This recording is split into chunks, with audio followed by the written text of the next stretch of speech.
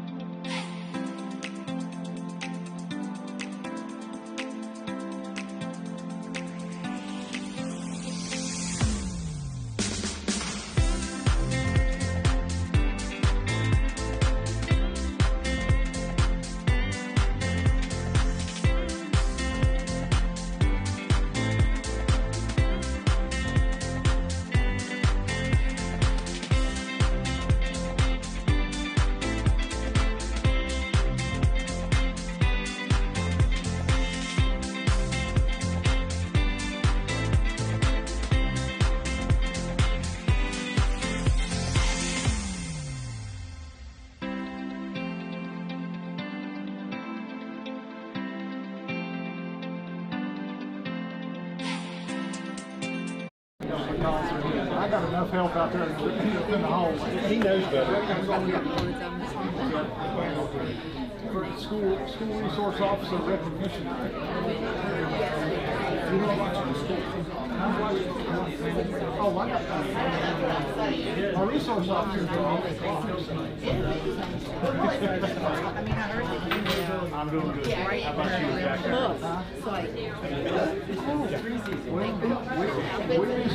I'm trying to get you to come out. You're afraid to come. That's what it is. You're afraid you'll like it.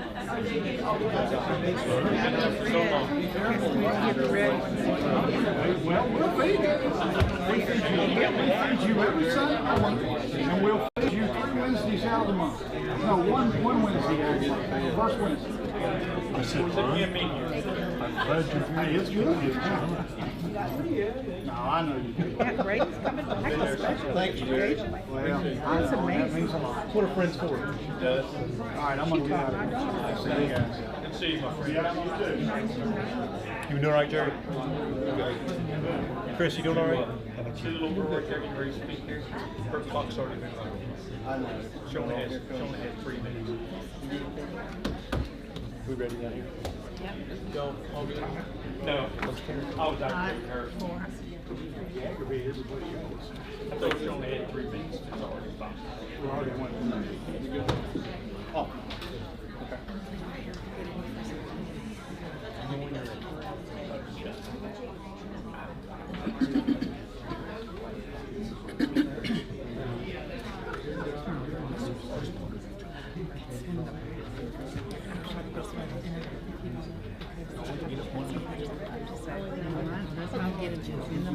There you go. If I could have your attention, please, I'd like to call to order the August 18th, 2025 meeting of the Allegheny Highlands Public School Board. If you'll stand with me, if you're able, for a moment of silence, followed by our pledge.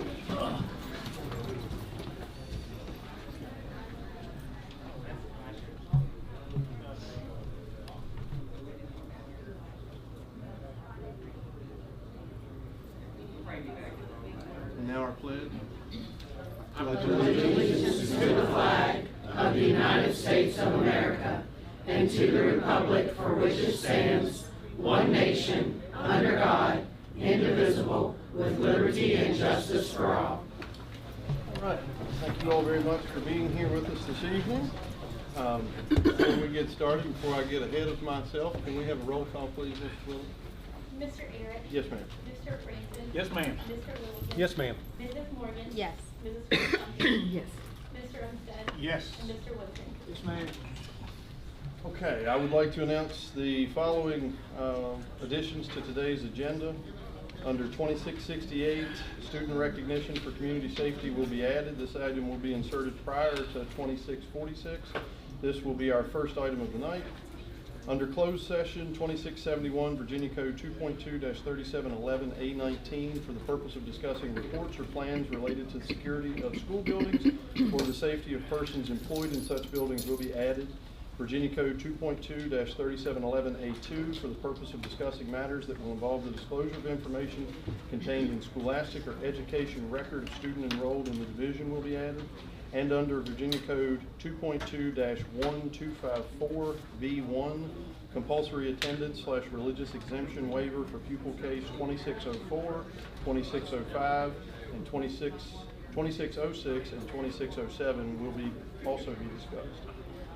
Under student matters 26-72, the following case numbers will be added. 2604, 2605, 2606, and 2607. These cases will be action items and will follow case 2603. So, with those disclosures out of the way, that brings us to our first item of the night, 26-68, student recognition for community safety.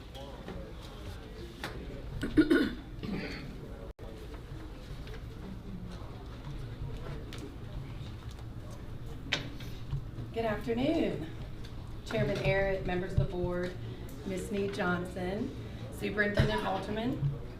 I'm Mallory Thompson, principal of Mountain View Elementary, and I want to take a few minutes of your time to celebrate a special third grader at Mountain View Elementary. On August 12th, while watching WDBJ7, I saw a familiar face. Emmeline was honored by her neighbor and the town of Clifton Forge with the Young Hero Award. Emmeline was riding her bike when she heard her 90-year-old neighbor calling for help. She did what we hope anyone would do and ran to her neighbor, then went home and got her mom for help. This was not a surprise to any of us at Mountain View. Emmeline greets us every morning with a smile, and for those of us fortunate enough, a hug as well. She is a charismatic and well-rounded young lady. I'm constantly in awe of her outgoing personality, her athletic endeavors, and even her hunting skills. She is always a good friend, a role model for others, and works hard in the classroom. We are so thankful to call her an Eagle and want to not only celebrate her tonight, but also a huge thank you to her family. Her mom, her stepdad, her dad, her stepmom, and a whole host of other family members for raising her to be an asset to our community. Thank you for sharing your special girl with us. Not many 8-year-olds can Google their name and find that their story has also been shared by a small town in Texas who even ran it on their news and posted it on their website. So Emmeline, you are not only known as a hero here in Allegheny County, but also all over the country. Let's give her a round of applause. Mallory, please.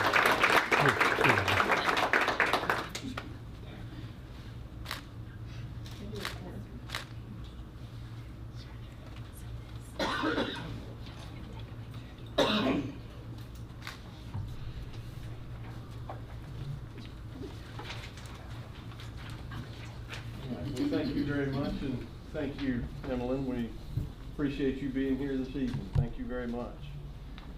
And yeah, I'm sure we'll have some more pictures taken. If you want, we'll head in that direction. That would then bring us to item 2646, Excellence in Workforce Readiness Award Winter Celebration. And with us this evening, we have Mr. Ross, and then I think Mr. Logan Walton will be there as well. Mr. Ross. Chairman Arrett, Superintendent Halterman, Ms. Snead Johnson, school board members. As you're aware, our Division I, the Excellence in Workforce Readiness Award for schools under 5,000 students. So, that being said, I have our wonderful guest to talk to you. Good evening. I was just going to give a little update on our progress this year with Law and Political Science. And I'm just excited to share the success of our first year that was very strong thanks to our student engagement.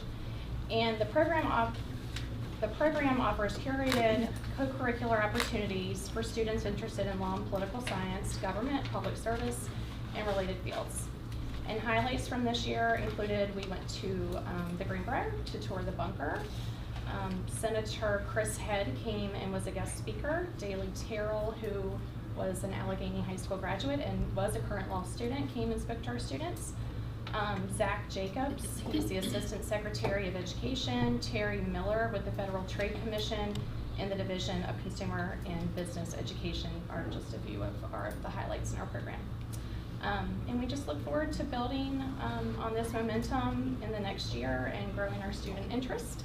And I brought along a couple students who are gonna talk about that. And this is Logan Walton, and then we have Tucker Phillips.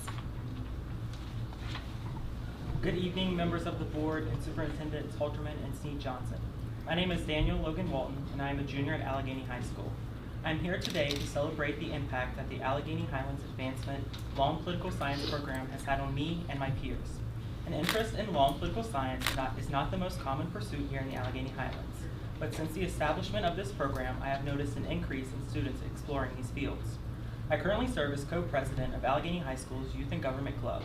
Over the past year, we have experienced a surge in membership, largely due to students joining after participating in the AHA Law and Political Science program.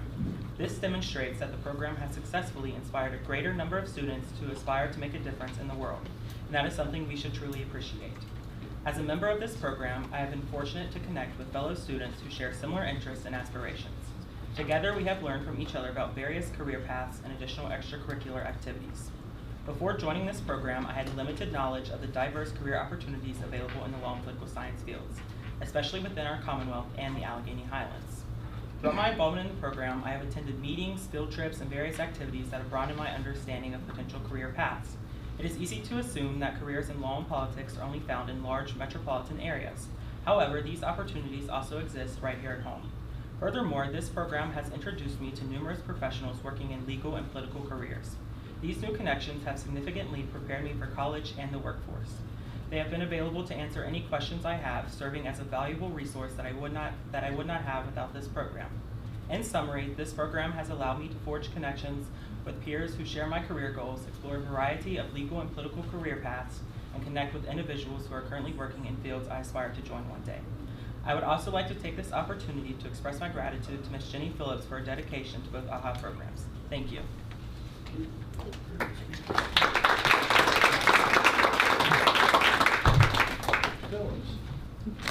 Hello everyone, my name is Tucker and I'm a senior at high school. AHA has helped me learn more about careers in law and political science. It's got me also to strengthen my understanding of history. Even though I don't plan to do this and go to college for engineering, this program has given me valuable knowledge and skills that I can carry on in the field. Thank you.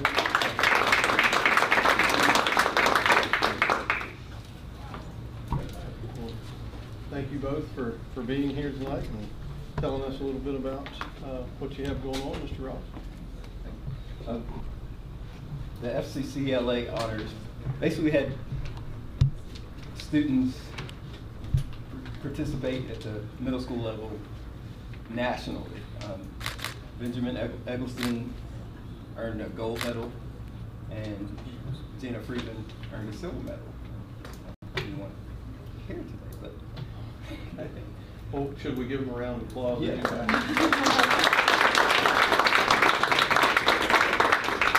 Thank you, Mr. Allison. And I didn't do a very good job of being chairman. That was 2647, which was FCCLA honors. So thank you. I think that would then bring us to item 2648, which we have a large contingent here in the hallway, our spring activities and athletics recognition. So not sure who's got the lead off for us, but you can come on up.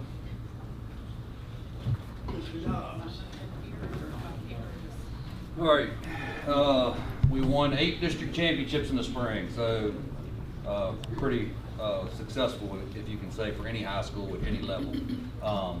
So we have a lot of people to recognize tonight. I hope we got all the certificates right, but if we didn't, it's my fault. I'll take the fall for you. So I'll just start off going through these. First off, we'll start with baseball. Baseball. Tyler Jackson, All Three Rivers District Baseball. Tyler Jackson.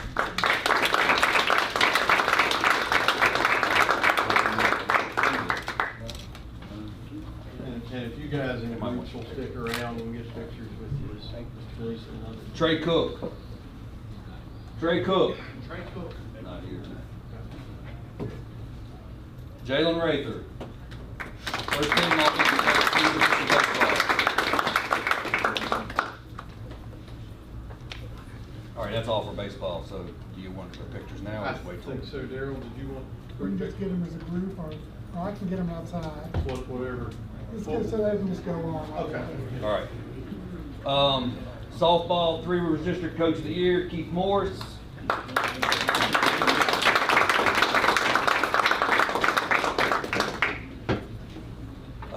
Addison Neff, all three Rivers District pitcher. Addison here. Addison Neff. Kelsey Nicely, all Three Rivers District first team infielder and all region 3C second team defensive player.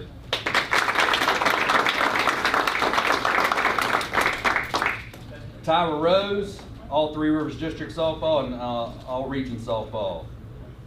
Tyra Rose.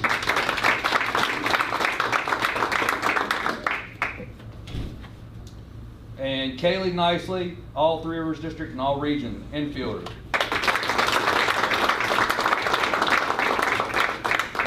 Bryce Leach, all Three Rivers District outfield.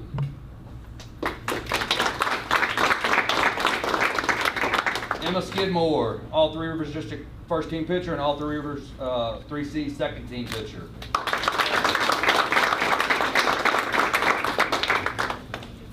And Lakin Cantrell, all Three Rivers District outfield and all region 3C second team outfield.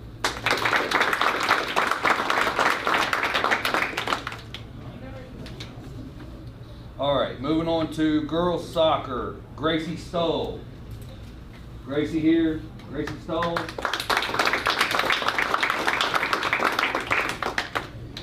Boys soccer. Mason Hale. All Three Rivers District and all region 3C.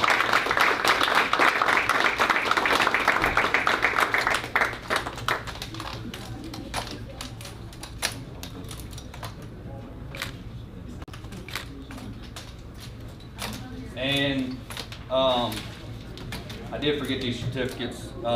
Kevin Worley, all Three Rivers District soccer.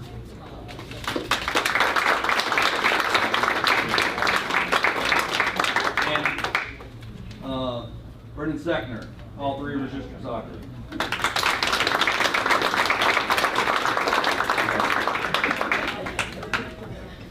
I didn't get their certificates right, I'm sorry. So boys tennis, Seth Davis was the Three Rivers District Coach of the Year.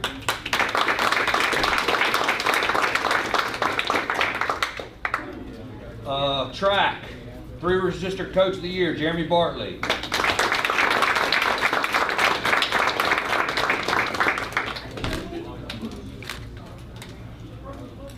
4x800 relay, Three Rivers District champion, Zeke Downey.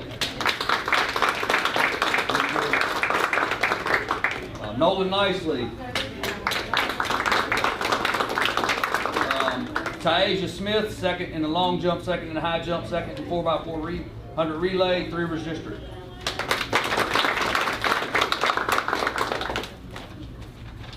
Katie Lights, fifth in the 300 hurdles.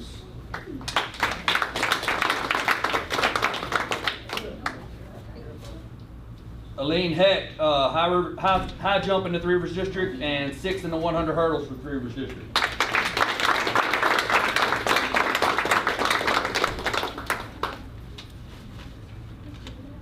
Brooklyn Connor, second in the 100 hurdles, fourth in the 300 hurdles, second in the 4x400 relay, all Three Rivers District.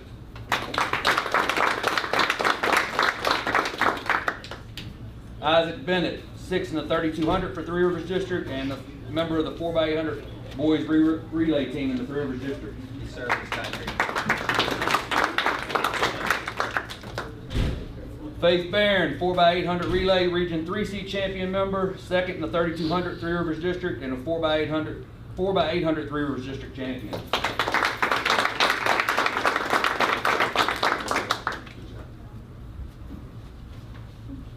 Willow Morgan, a member of the 4x800 relay region champions, fourth in the 800 in the Three Rivers District and 4x800 relay in the Three Rivers District champions.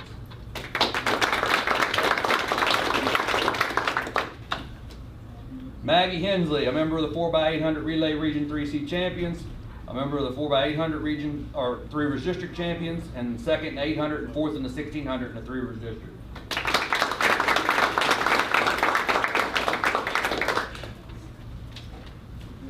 Hannah Heights, 6th in the 4x100 relay in the Region 3C, 4x100 relay Three Rivers District champion, and 4th in the 200 in the Three Rivers District.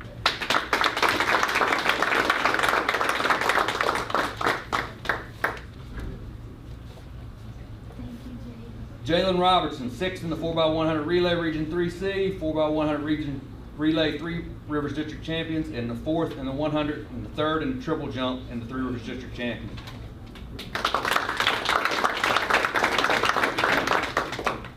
Cambria Ransom, 6th in the 4x100 relay in the Region 3C, 6th in the 100, 3rd in the 200 in the Three Rivers District champions, and 4x100 member in the Three Rivers District champions.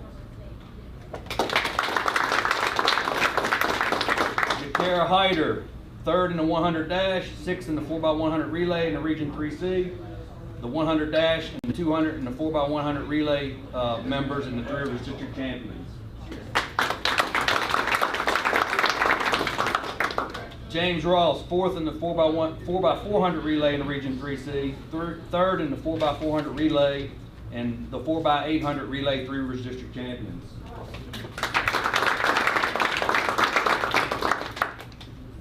Nick Fry, 6th in the 4x100 relay, 6th in the 100 dash, 2nd in the 300 hurdles, 2nd in the 4x100 relay, 6th in the high jump, Three Rivers District champions. Miles Christian, 6th in the 4x100 relay, 4th in the 4x400 relay, all in the Region 3C.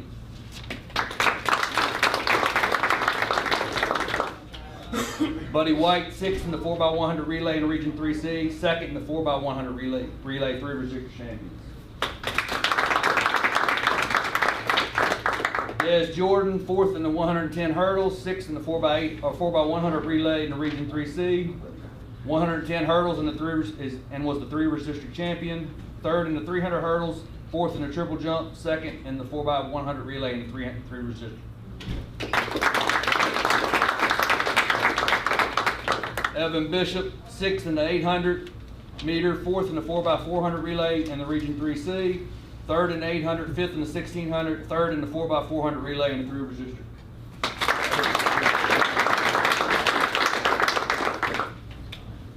Maddox Wickline, he gave me his baked potato today, I appreciate that. 6th in the 4x400 dash, 4th in the 4x400 relay in the Region 3C, 8th and 1600 Three Rivers District champion.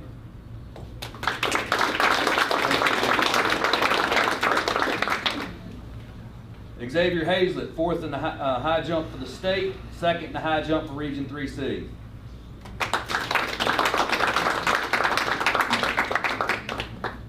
And last but not least, Kiera Lohman.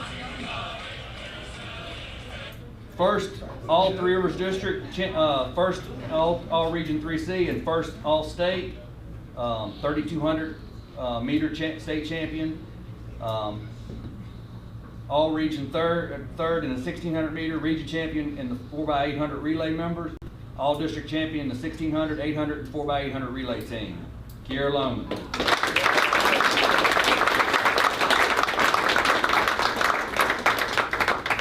And I will go on to say that if some of the people that were not here either moved on to college or maybe at practice or just did not come tonight, but congratulations on a successful spring, successful year last year, and we look forward to doing bigger and better things this year in the Shenandoah District. So, athletes work hard, and the coaches work hard too, so thank you.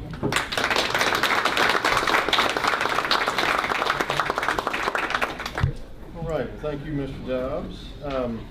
Would then bring us to item 2649, our consent agenda. In it, we have the approval of the July 1st reorganizational meeting minutes, the July 14th called meeting, and the July 21st regular meeting, and then also the review of bills. I trust everybody's had the chance to review those. Without any changes or additions, I'll entertain a motion to approve. Have a motion by Mr. Franson. Do we have a second? Second. Second by Mr. Umstead. Roll call, please, Ms. Willis. Mr. Aaron. Yes, ma'am. Mr. Francis. Yes, ma'am. Mr. Littleton. Yes, ma'am. Mrs. Morgan. Yes. Mrs. Crookston. Yes. Mr. Umstead. Yes. And Mr. Wilson. Yes, ma'am. Item 2650, the informational items in your packet. In that, we have the cafeteria report, capital improvement and operational maintenance updates, the budget report, division operational updates, and board development materials, including instruction, the 3E metric, health and safety, the annual staff trainings, health and safety again, community services board MOU update, and bus purchasing history. Are there any questions from the board on those items? If not, we will move on to item 2651, calendar information. On there you will see September 1st is a holiday. All schools and offices will be closed. September 15th will be our next regular meeting. September 19th is the VSBA Legislative Advocacy Conference. September 22nd is a scheduled work session, and October 20th will be our October regular meeting. Okay, moving on then, item 2652, under instructional reports and recommendations, we have a JRTC update. This is for information. Mr. Crabb. Thank you, Mr. Chairman, Madam Superintendent, members of the board. Thank you for entertaining me for a few minutes this evening to let me provide you with an annual update from Jackson River Technical Center. I'll start at the end of last year. JRTC awarded 55 certificates in all programs to the class of 2025 graduates. 8 students of those 55 earned double certificates from JRTC. As of today, JRTC is anticipating an enrollment of approximately 312 students for the 25-26 school year. I say approximate because enrollments are still being adjusted during this first week of school period as we add students to programs who may have had a last-minute change of mind and want to come explore our trades. And we could see another spike in enrollment at the beginning of the second semester. This year, we have seen a significant increase in the non-traditional student interest in male-dominated career paths, particularly in the areas of welding and automotive technology. As of today, we have 53 non-traditional students enrolled in programs at JRTC, with 22 female students who are currently or will participate in either welding or auto this year. All right, starting at the second semester last year and going all the way through summer, we had several upgrades to the building. We have a top-of-the-line bell and intercom system to replace the one that was installed in 1974. And it also has communication capabilities with the high school, so much needed there. We also have a mechanized code access entry gate to the bay areas, which has made a world of difference in both convenience and for building security.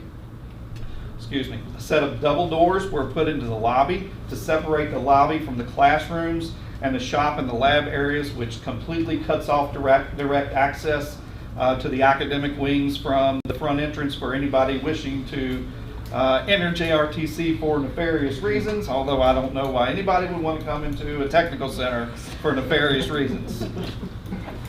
The fire alarm system upgrade was installed, and it will actually notify the first responders first, so I don't have to wait for a call from Mr. Forbes in the middle of the night up on the hill telling me your building is on fire. We also have a comprehensive lock and key system that was replaced, which reduces the number of keys that are issued and brings our building in line with other buildings in the division with the same key system. All right, I was here last month talking about the successful year that we had for CTSO competitions. Last month, you recognized students in our welding and nurse aid programs who advanced to the National Skills USA and HOSA competitions in June. State competitions in welding and clinical nursing. We also had state champions in welding and clinical nursing, and third place state finalists in carpentry. We're getting our money's worth from the Anatomage table with students competing at the state and national levels of competition. And this summer, Ms. Cantrell and 2 of our former seniors were invited by Anatomage Incorporated to present at their annual conference in San Diego about how we integrate the table into instruction at the high school setting. So we're getting quite a bit of national attention. This spring, 11 seniors were inaugurated into the newly formed JRTC chapter of the National Technical Honor Society. This year we will consider juniors for membership as well. And we will hold our induction ceremony in the winter or early spring. All right, something I was real excited about was this was the pilot year. Last year was the pilot year for our CDL partnership with Mountain Gateway, which is first in the state. And we had first 5 participants participate, and those 5 participants saved a collective total of $17,650 in tuition fees that we were able to give them that opportunity for. 3 of those have already earned their CDL licenses. And if anybody was listening to Road Dog Trucking on channel 146 on Sirius XM back in early July, you heard me have a conversation with Mark Willis. He is the host of Road Dog News, and who read about our program and thought it was great and wanted all of America to hear about it too. So that was an interesting conversation. We plan to offer this opportunity again in the spring under a slightly different mechanism, and students have already come to me this year and expressed interest in the CDL partnership with Mountain Gateway. Speaking of Mountain Gateway, Mountain Gateway and JRTC are anticipating a comeback of adult evening courses at JRTC starting this year with machining and instrumentation in October. To give you a little bit of history on that, prior to the pandemic, JRTC and the former Dabney Lancaster Community College were in discussions about using the JRTC site to host credit and non-credit adult courses in machining during the evenings. Dabney Lancaster replaced and upgraded all of the equipment to the latest technology in the machining lab, and then the pandemic hit, and those talks stalled. And then shortly after that, both my predecessor and at Mountain Gateway, they retired. So Matt McGraw and I engaged in continued that conversation about a year ago.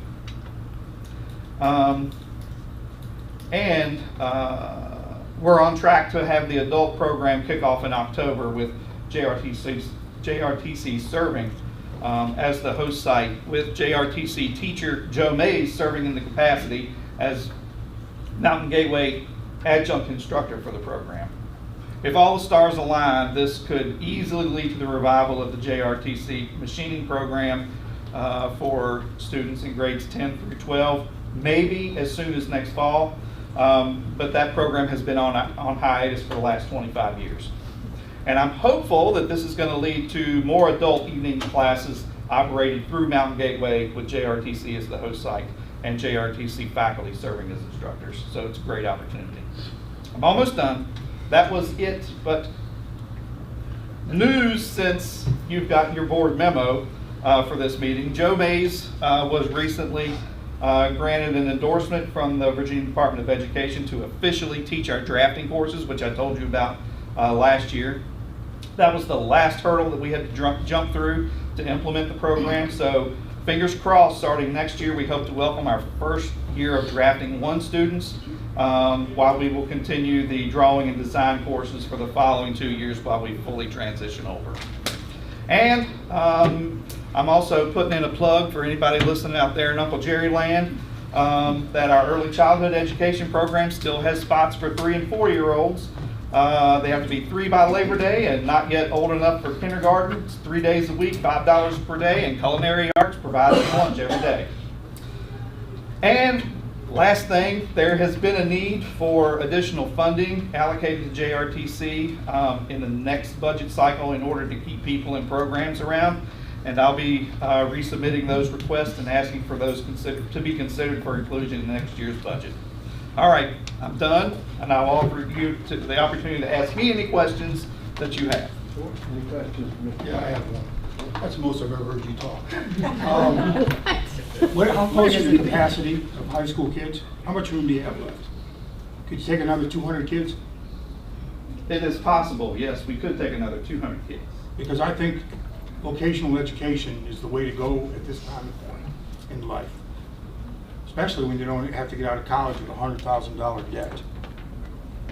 Cosmetology school's on the forward. Mr. Umstead, if you want to come and talk to me about cosmetology, We've talked for years. I know we could. You come on down. All right, thank you very much. Thank you. Great presentation. Certainly, thank you. Anybody else? All right. Thank you. See you again next year. Thank you, Mr. Krabs. And then there was a lot in there, but Mr. Ross, I assume that you're going to help us with item 2653, the CTE accomplishments? Or did he contain some of that as well? Just say yes. Yes, most of it was. Mr. Crab. I thought so. I wanted to make sure we weren't. I can add on a little bit. There was 963 students who participated in CTE programs this school year. We had 123 seniors have completer status when they graduated. And we had 115 get a CTE diplomacy on their diploma. Well, thank you all very much, and we made this agenda very efficient because we knocked out 2653. So. I do have one question. Oh, absolutely. Go ahead. So, do students have a pathway to participate in JRTC as well as getting a advanced diploma as far as opportunity to go to gov school, opportunity to take? I'm glad you asked that question because Project Spread the Word is next. Basically, if you go to school in the Allegheny Highlands, we want to make sure whatever you want to do, we try to find a way to get it done. I mean, so it takes maneuvering at times, but we pretty much, I don't think haven't been a pathway or something that a student wanted that we haven't found a way to maneuver and get it, like I say, get the things they need to not only graduate, but graduate with what they want to do moving forward. And that's part of Project Spread the Word. Of course, we had JRTC, Jackson River Governor School, MG Tech, of course, AHA programs, many electives. Like I said, if you want it, we try to make it happen, middle school and high school.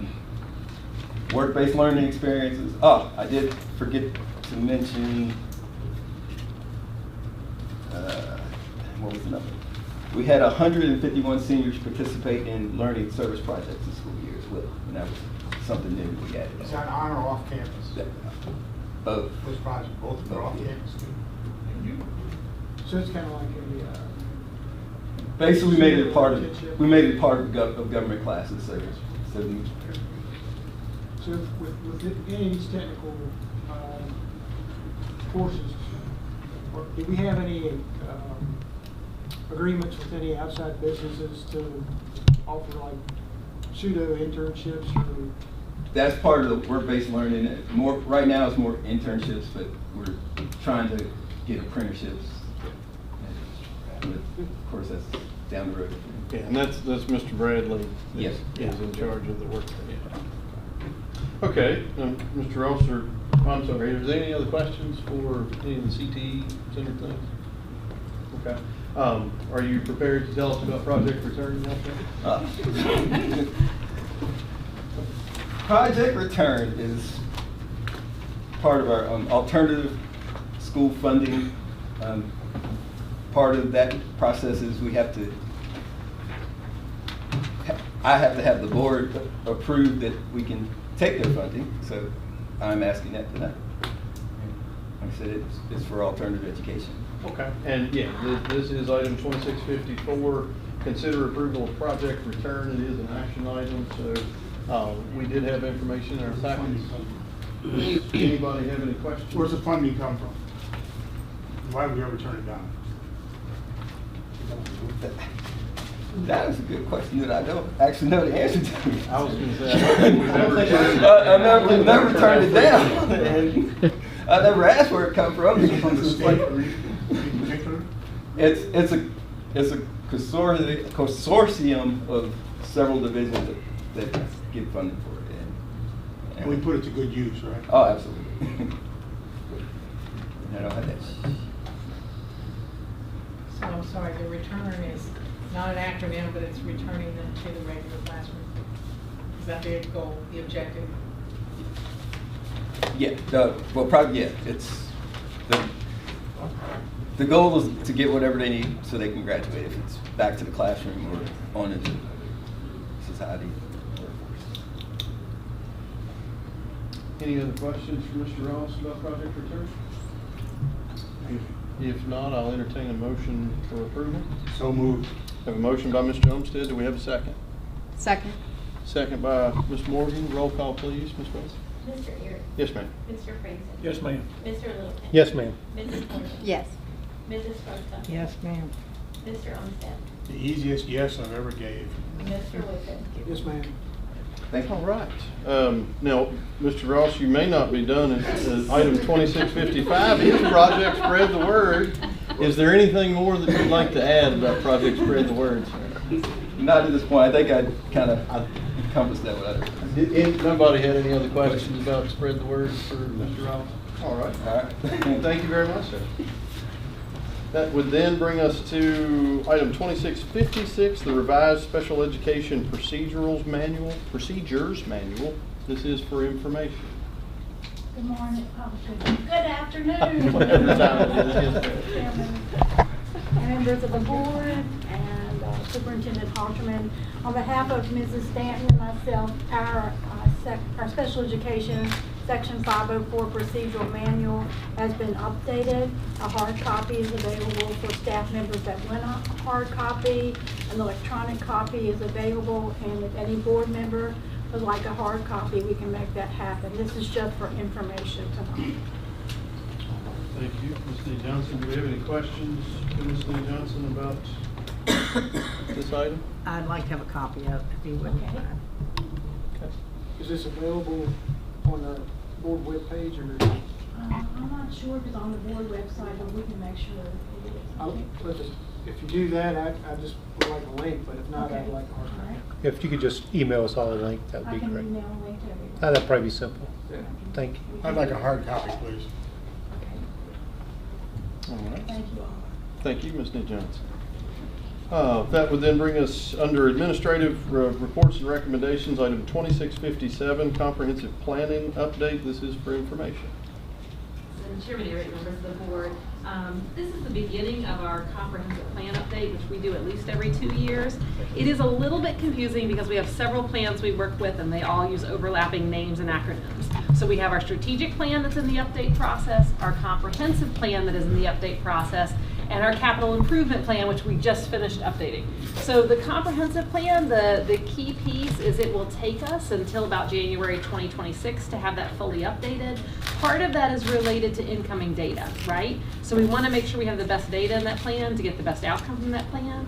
On Friday, we were actually notified by the state that some of our data will be public and ready for us in late September, potentially. So we have a little bit of gap in time here, and we just want to be upfront about that. That process, then we'll put that data into that process, and we'll keep working on that plan until January of 2026, when it's slated for final approval. So the comprehensive plan is definitely comprehensive.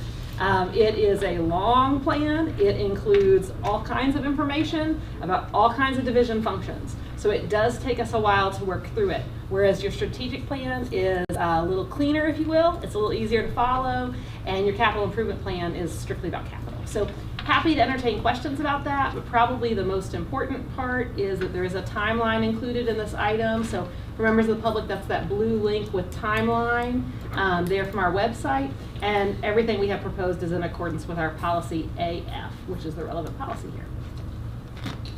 Thank you very much. Do we have any questions about this item?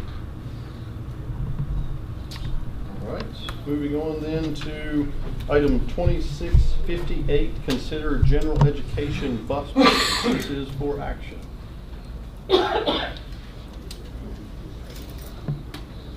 Lemaster. Yes, ma'am. Hi, I'm Christina from Transportation. I've probably spoken to most of you this week. We're requesting to have 3 buses purchased, 2 general education buses and 1 special education bus. This will help manage our fleet throughout the year, make sure that we have enough buses for all of the activities and continuing our routes during those activities as well. And if you have any questions, I'd be happy to ask or answer them. Do you come with a driver? One could only hope. Did we take any of the older buses out of commission coming into the year? There are a couple of buses that should be slated for sale. We will make a plan to bring them to you and ask permission to sell them as soon as we have those ready. Looking into the future, we have 3 this year. What does the future hold? 3 more next year? In order to keep our fleet maintained throughout the years, it's typical to get 3 or 4 buses a year. And just for clarification, because our agenda has it broken down into general bus purchase, and then our next item is the special education bus. So what we're talking about here is the purchase of 2 general education buses just for this particular item, and then 1 special education bus for the next item. So that's what we're considering tonight, the purchase of 2. It is important, I think, to just update everybody. The pandemic, like it did for everything, put us and many other school divisions behind as far as replenishment of fleet. So we are playing a little bit of catch up that's not of our own making. Is that the way you describe it too? That is correct. We are behind whenever it comes to recycling our buses out because of the inability to get them during the pandemic. So eventually we'll stop talking about the pandemic, but that is not the case. Okay, any other questions for Ms. Lemaster about the 2 Gen Ed bus purchases? If not, I will entertain a motion for approval. Have a motion by Mr. Scruggs Duncan. Second. Second by Mr. Umstead. Roll call, please, Ms. Williams. Mr. Ayers. Yes, ma'am. Mr. Franklin. Yes, ma'am. Mr. Littleton. Yes, ma'am. Mrs. Morgan. Yes. Mrs. Scruggs Duncan. Yes. Mr. Umstead. Yes. And Mr. Woodson. Yes, ma'am. Thank All you. right. Thank you all very much. And then 2659 is that consider special education bus purchase. That is for the single special education bus purchase. So nothing more to add for the SPED buses. Only that currently in our fleet we have 5 buses of special education buses that are running in our routes right now, and we have 1 spare that is above 200,000 miles, or 1 bus that's above 200,000 miles and the 15-year limit, and 1 that's below. Okay. So those 5 that are in use right now, how many will be in use next year? All of them. All of them still will? Yes. Thank you. So well needed, that's good. I just got a comment. It won't sound like a broken record, but I'd love to see us be able to have air conditioning on all the buses as we purchase new ones. I know the special ed ones here do, but the other 2 we just approved do not. That's If correct. we can in the future, I would really like to see that, just because it's good for driver retention and the children, everybody. If anybody has any ideas on how to get funding, then I would absolutely love to look into that. Yeah, the air conditioning option, it adds how much per bus? It's Between 15 and 20,000. Yeah, it's not a cheap upgrade at all. But your comments are well taken, Mr. Littleton. Everybody likes air conditioning, particularly in this weather. So, any other further questions? Yes. You know, all these new buses we're getting have all the cameras that our other ones have? Absolutely, yes. They come with cameras installed already. Good. And I applaud the cameras on the buses. I think bus drivers feel that we care because they're there. Thank you. Do we have a number on cost? Yes. For the special education bus, it is $154,205. The other 2? The other 2 are $145,500. Each? Yes. Any more questions for Mr. Brown? No, I move the question. So moved. Okay. If not, I'll entertain a motion to approve. So moved. Have a motion by Mr. Umstead. Do we have a second? I'll second. Second by Ms. Scruggs Duncan. Roll call, please, Ms. Miller. Mr. Ayers. Yes, ma'am. Mr. Franklin. Yes, ma'am. Mr. Littleton. Yes, ma'am. Mrs. Morgan. Yes. Mrs. Scruggs Duncan. Yes. Mr. Umstead. Yes. And Mr. Woodson. Yes, ma'am. Thank you very much. All right, thank you very much. That would then bring us to item 2660, a safety update. This is for information. Mr. Vaughn. I like to have my entrance here. I like this. I can see why. Pardon me? I think we're pretty safe. Yeah. Good evening, Chairman Eric, School board members, Superintendent Halterman, Assistant Superintendent Steve Johnson. Tonight we have several items to focus on school safe operations for our school division. I wanted to provide you with some preliminary data that shows that our school division has declined 14% in student disciplinary referrals over the past school year as captured by the Virginia Department of Education through 2024-2025 school year. This is as a result of many, many factors, including dedicated administrators who are creating a culture of accountabilities, teachers and other staff who are continuously working to improve classroom management and enhancing student character and a reflection of our families and our community. Due to this board's foresight, we were able to hire Chris Fisher last fall as the first supervisor of safety and security for our division. And because of his work and focus, along with this group of outstanding individuals, SROs, and our work relationship with law enforcement, we see this as a significant added benefit that has enhanced our school community. Our division's Safe Schools Committee, that is comprised of relevant school staff, law enforcement, multiple community agencies, have worked diligently over time creating protocols, reviewing practices, and discussing many facets of school safety. Part of that discussion of this committee has included the idea of producing a video that highlights and communicates some of our safety features. Particularly over the past several months, Mr. Fisher, along with Daryl Gleason, Joey Stoll, right here, have created this particular video. We want you to take a look.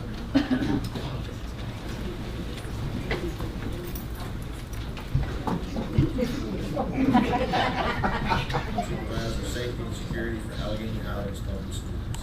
In this video, you will see some of the new safety and security measures that have been put in place, while also learning about some of the existing safety and security measures that have been in place in our school division for quite a number of years. As always, we make safety and security a top priority here at Allegheny Highlands Public Schools. Hello everybody, I'm thrilled to announce and share some of our updates and upgrades to Allegheny High School for our safety. We're standing in our new vestibule here at Allegheny High School. Obviously safety is top priority in every school. Just like here at Allegheny, we put safety top priority. So we have our new vestibule here in our front office. We also have new radios here at Allegheny High School. We are able to have immediate response by our staff with these radios. We have a new gate out on the side of the school that will help with our safety around the back of the school, which is a great upgrade for our facility. We also have a lot of parking lot upgrades outside of our facilities, you'll notice, which we're thrilled to share with everybody. And then finally, we also have some new portable blinds for metal detectors. So we're thrilled to upgrade our safety, and we're just top priority for our students at all times. The Allegheny Highlands Public School Division has been making strides in recent years to enhance the safety and security of students and staff. As we move into the future, we will continue to implement new strategies, keeping the safety and well-being of everyone a top priority for both our school board and our day-to-day operations. It is key, and we're proud that we have our School Guard 911 app and our two-way communication system, not only at the school, but our transportation department as well. Hi everyone, just talking about our threat assessment process, and there are procedures and policies in place. Whenever anything comes to us, we take it very seriously right from the start. We have a team that is in place to be able to sit down and talk about that and work through that, those plans to make sure that we get that process correct. And it is a team effort, and we work together to ensure the safety of all of our staff and students at CMS and all over the county. The advanced technology of these camera systems give us the capability to have GPS tracking on our buses and to also have the ability to remote view in case of an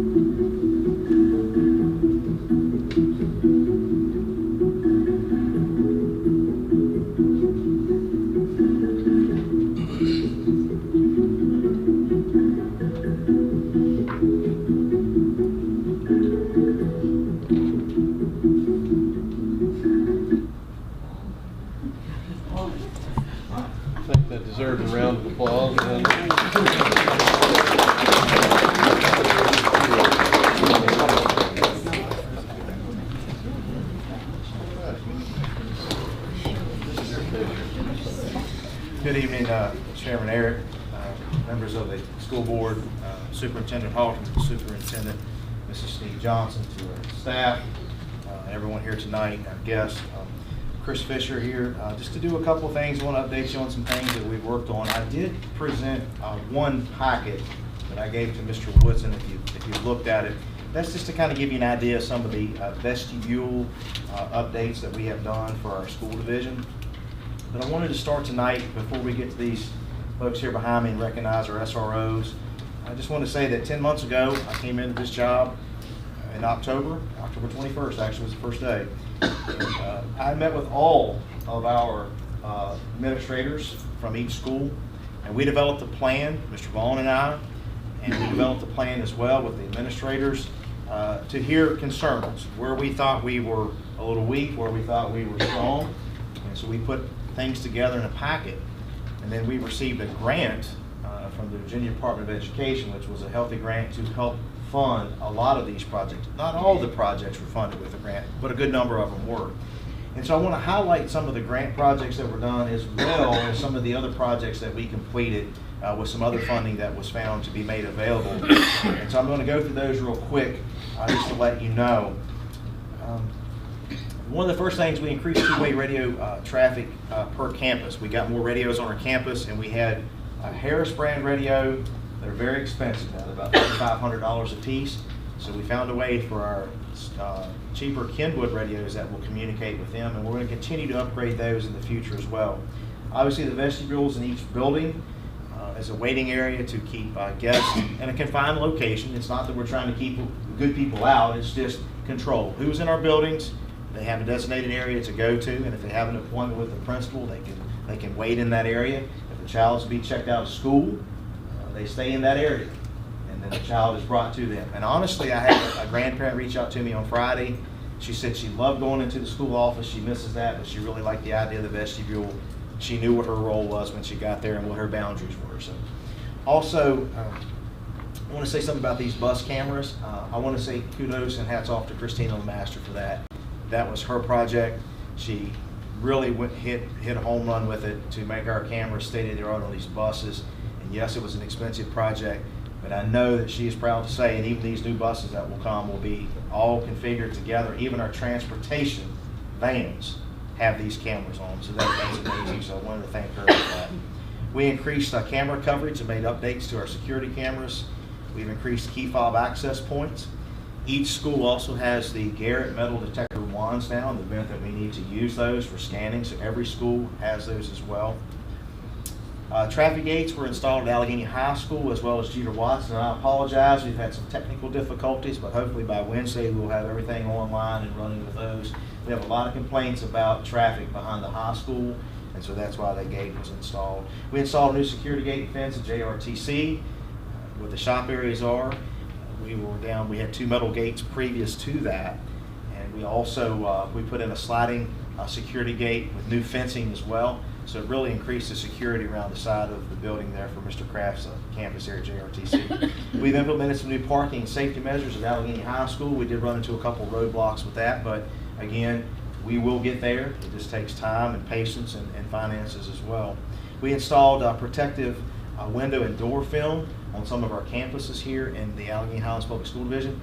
And so we also are looking to finish the other schools if we are fortunate enough to receive the VDOE grant next year. We updated some new signs. The Mountain View and Clifton Academy sign out there beside the access road has been completed. We're looking to any day now finish the one that says Clifton Middle School over at the Clifton Academy, exchange those signs and get that updated as well. Several of our staff members and our SRO team attended the School Safety Conference in Hampton, Virginia this year in July and received some really valuable training. And as I was explaining there will be 2 more videos to come. We just couldn't put everything in one video tonight. We'd have been here for a long time. Visit and networking with other school divisions, and I'll hit that in just a minute. I've attended several criminal justice trainings through the DCJS in partnership with Sheriff Moore to allow me to keep my law enforcement certification. That's been good, and that training has cost us nothing. It's free training. We purchased 5 AED units, automatic defibrillator units for CMS, and they were delivered on Thursday, and we will, hopefully those boxes will be installed this week, and the defibrillators will go in. So we went from 2 to a total of 6 in one float unit. So we were real excited about that.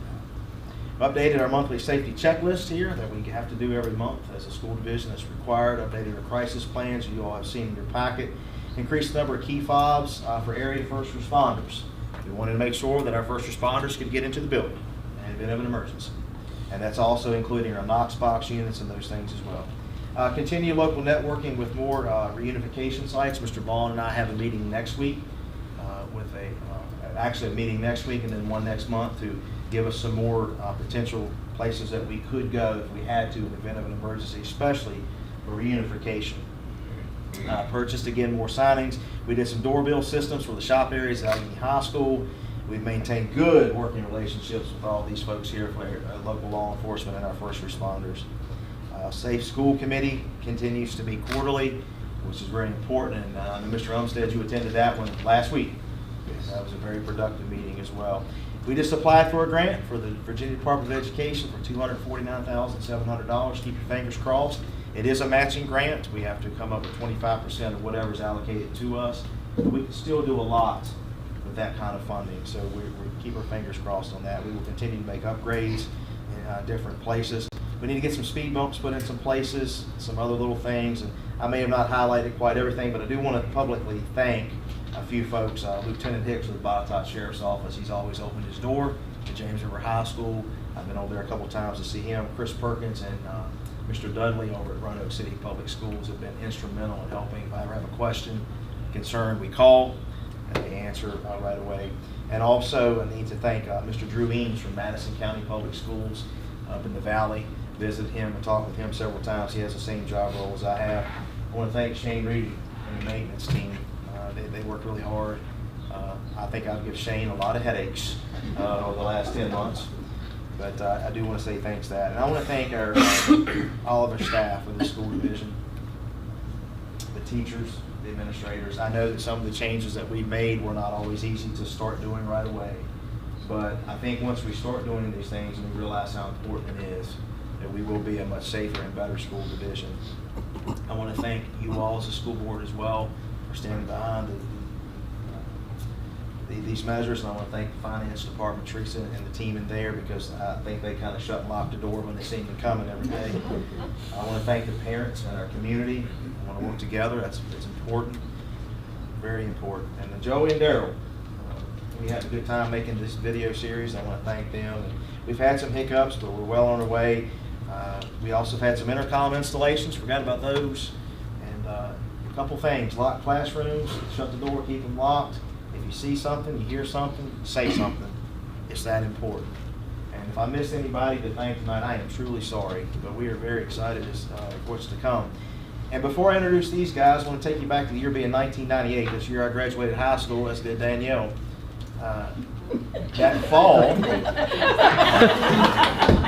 That fall, Allegheny Highlands Public Schools then hired one school resource officer. That was Billy Angle as the first school resource officer.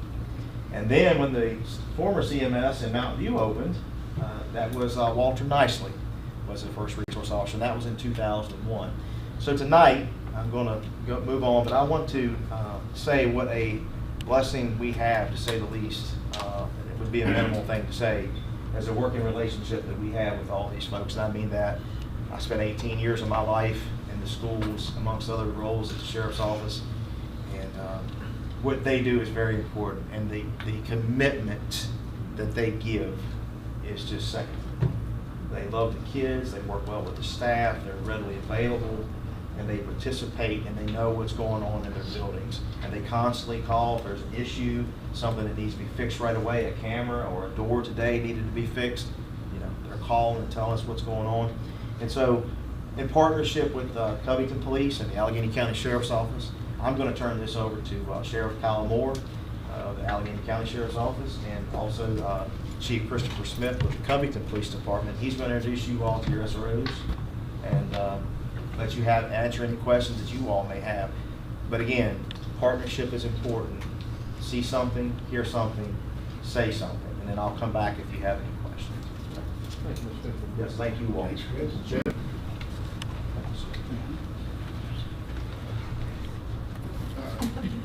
Our agreement was that you go first. You called your name first. Go ahead. Mr. Chairman, thank you very much for having us here tonight. It's a special privilege to one, be your sheriff, and two, to be in charge of, as Chris said, a great group of SROs.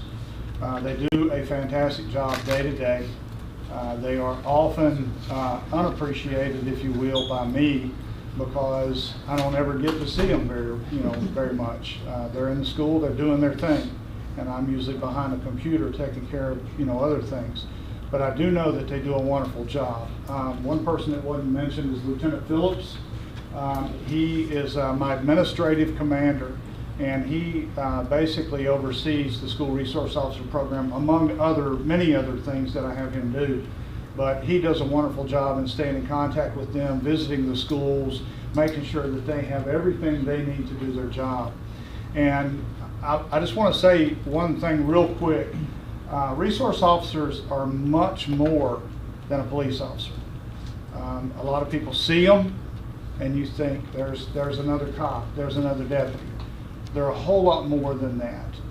They are a counselor, they are a part-time parent, they are a guidance officer or guidance counselor, if you will. They're also relationship counselors. A lot of these high school students and middle school students are getting to that age to where they're having relationships with each other. And they won't go to mom and dad, but they'll tell everything to these guys. And so they're very good at what they do. They're trained to notice problems like what Chris said, a door not working, a lock not operating properly, telephone being used when it shouldn't be. But and I know that's a new policy that we're probably easing into. But I'm super proud of them. I'm just going to name them off real quick, and then I'll let Chief Smith take over. Corporal David Creedy, he's in the Callahan Elementary. Sierra Cosby, Deputy Cosby, she is at the Clifton Academy and Mountain View Elementary. Deputy Scott Dudding is at the high school, and Deputy Chris Bowles is at Sharon Elementary. And I couldn't ask for a better group that is suited for the type of job that they do. So I just want to give them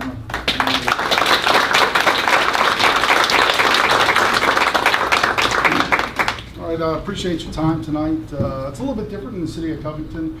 The Sheriff's Department, they employ full-time officers. Our program is a little bit different. We have part-time police officers. We have two in the city, one at Covington Middle School, the other one's at Judah Watson. Covington Middle School officer is Roger Dawson. He was the star of the program right there.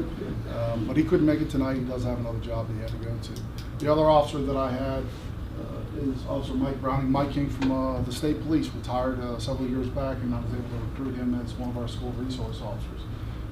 Last year was his first year as a DARE officer. That is a unique position because not only do you have that opportunity to interact with the kids, at least on a daily basis or a weekly basis for an hour to teach an important lesson, but he gets to know the kids a little bit better. Fifth graders.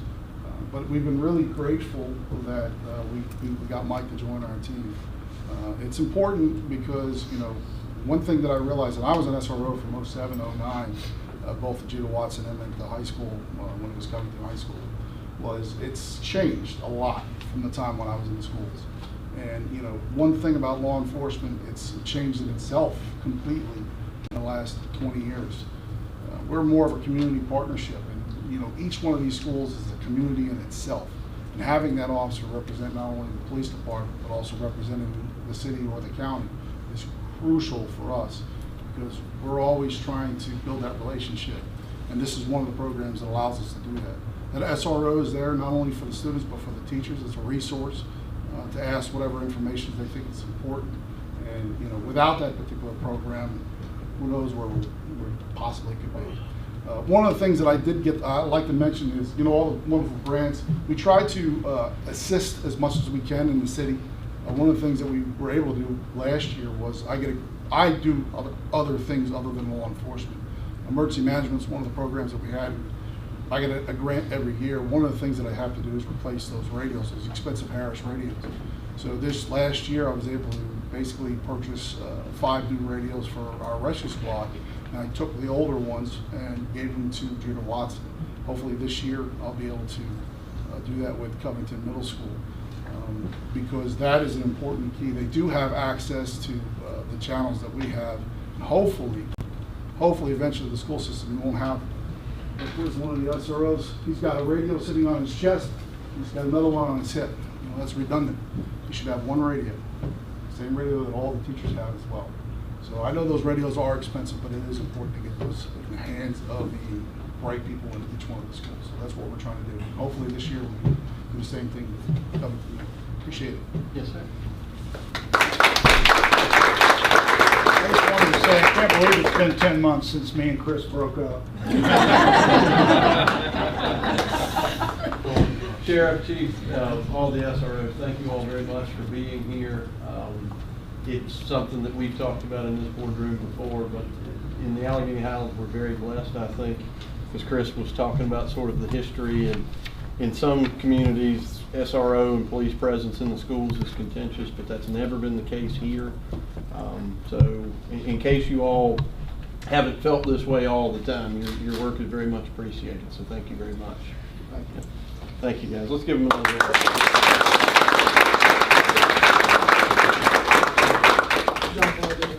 Oh, yes, sir, Jeff.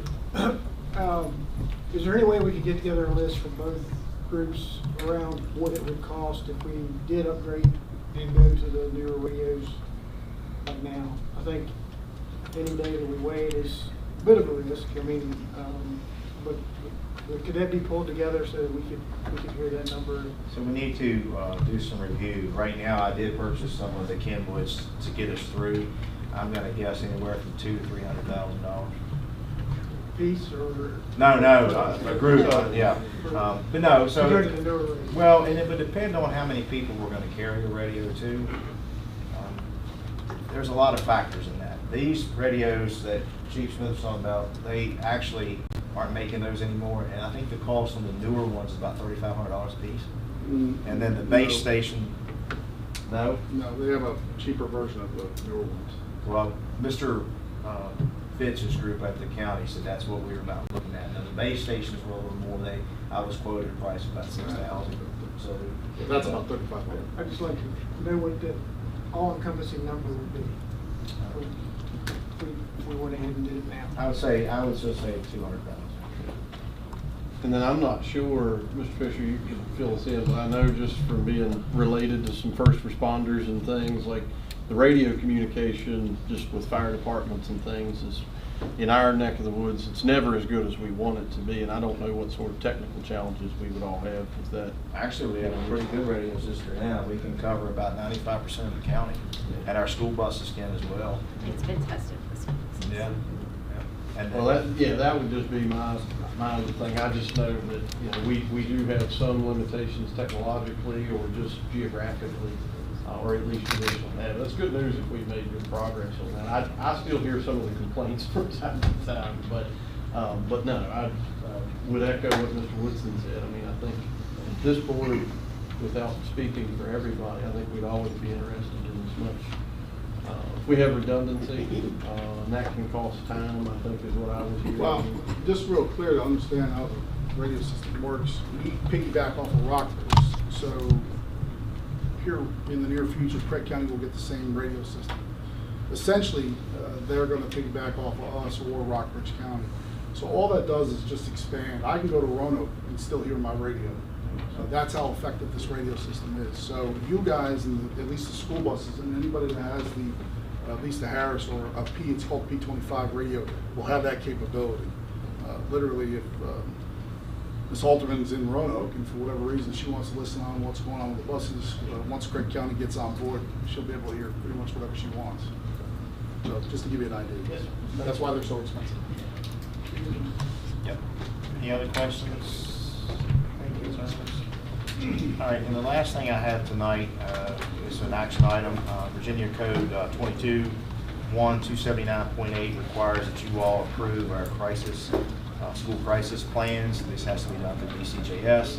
You all were emailed that week before last to look at for review. And so tonight, I just need you all, if you had a chance to look at it, we also had to send these out to our local first responders, emergency management, health department, and other officials too. And they have to be updated each year, and they have to be approved by August 31st. Any questions on that? No questions? Yeah, I'll entertain a motion for approval. So moved. Thank you. Have a motion by Mr. Umstead. Do we have a second? Daniel. Second by Ms. Morgan. Roll call, please, Ms. Willis. Mr. Ayers. Yes, ma'am. Mr. Priestley. Yes, ma'am. Mr. Littleton. Yes, ma'am. Mrs. Morgan. Yes. Mrs. Stokes Duncan. Yes. Mr. Umstead. Yes. And Mr. Whitson. Yes, ma'am. All right, thank you all very much. That then brings us to the policy portion of our meeting this evening.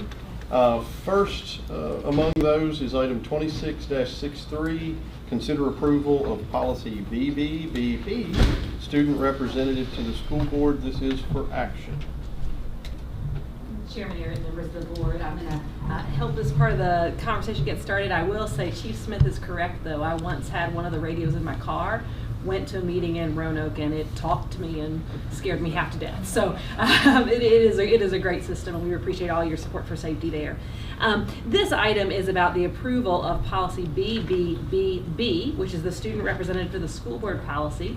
The board's had a lot of really great enthusiasm for that policy that we're very appreciative of, and we actually had a group of around 7 or 8 students who worked through a policy review and have brought a revision to BBBB for you this evening. Lots of B's there. They've really done a nice job working on this, and that's been a student-led process, and Peyton Brookman's going to take the podium here in a second and speak to that. But we also wanted to make sure that you were aware that of our previous student school board representatives, we're assuming this is a very good experience for them because we've now hired one, which is fantastic. A school board representative from a few years ago, Abby Martin, is now working out at Mountain View. So we do think this is a nice program that the board endorses, and Peyton's going to bring you some good information about this evening.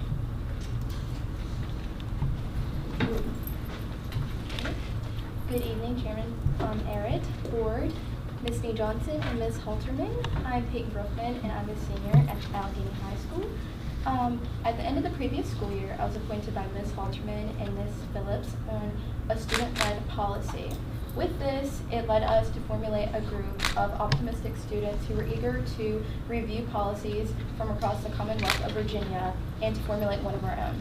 So during the summer, we reviewed 20 plus policies, which a lot of reading, and this gave us insight on what we wanted our policy to be.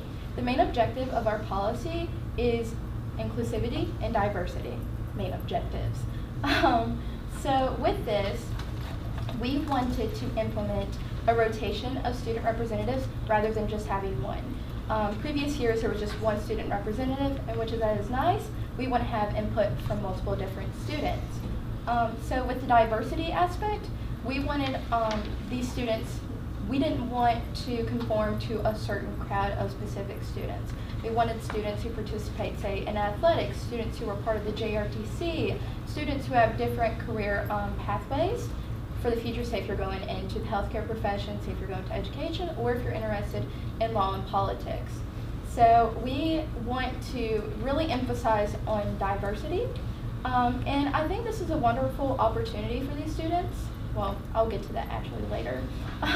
With this policy, with the rotation, the way it would work, we would implement the student to serve for 2 months. So with these 2 months, other students would, in a certain way, job shadow these students. Because what I tell myself every day is that to be an active engager, you have to be an active listener. So by attending these meetings, it would give them the ability to listen and do the best of their abilities while they serve. So I think this is a wonderful opportunity for students to enhance their leadership skills, to learn how to collaborate with others around them, especially adults, and overall to be successful adults in their future. So I really hope you consider this, and I do have students I'd like to shout out who helped come up with this policy.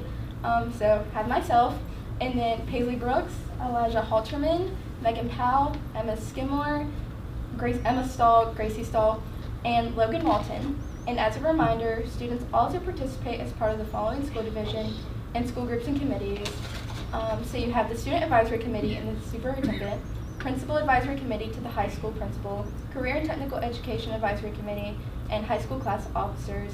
And I would like to give a special thank you to Ms. Phillips, Mr. Gleason, and Ms. Halterman for helping me prepare this speech and to really emphasize on this policy, because this policy is a great opportunity for students to prepare for the future.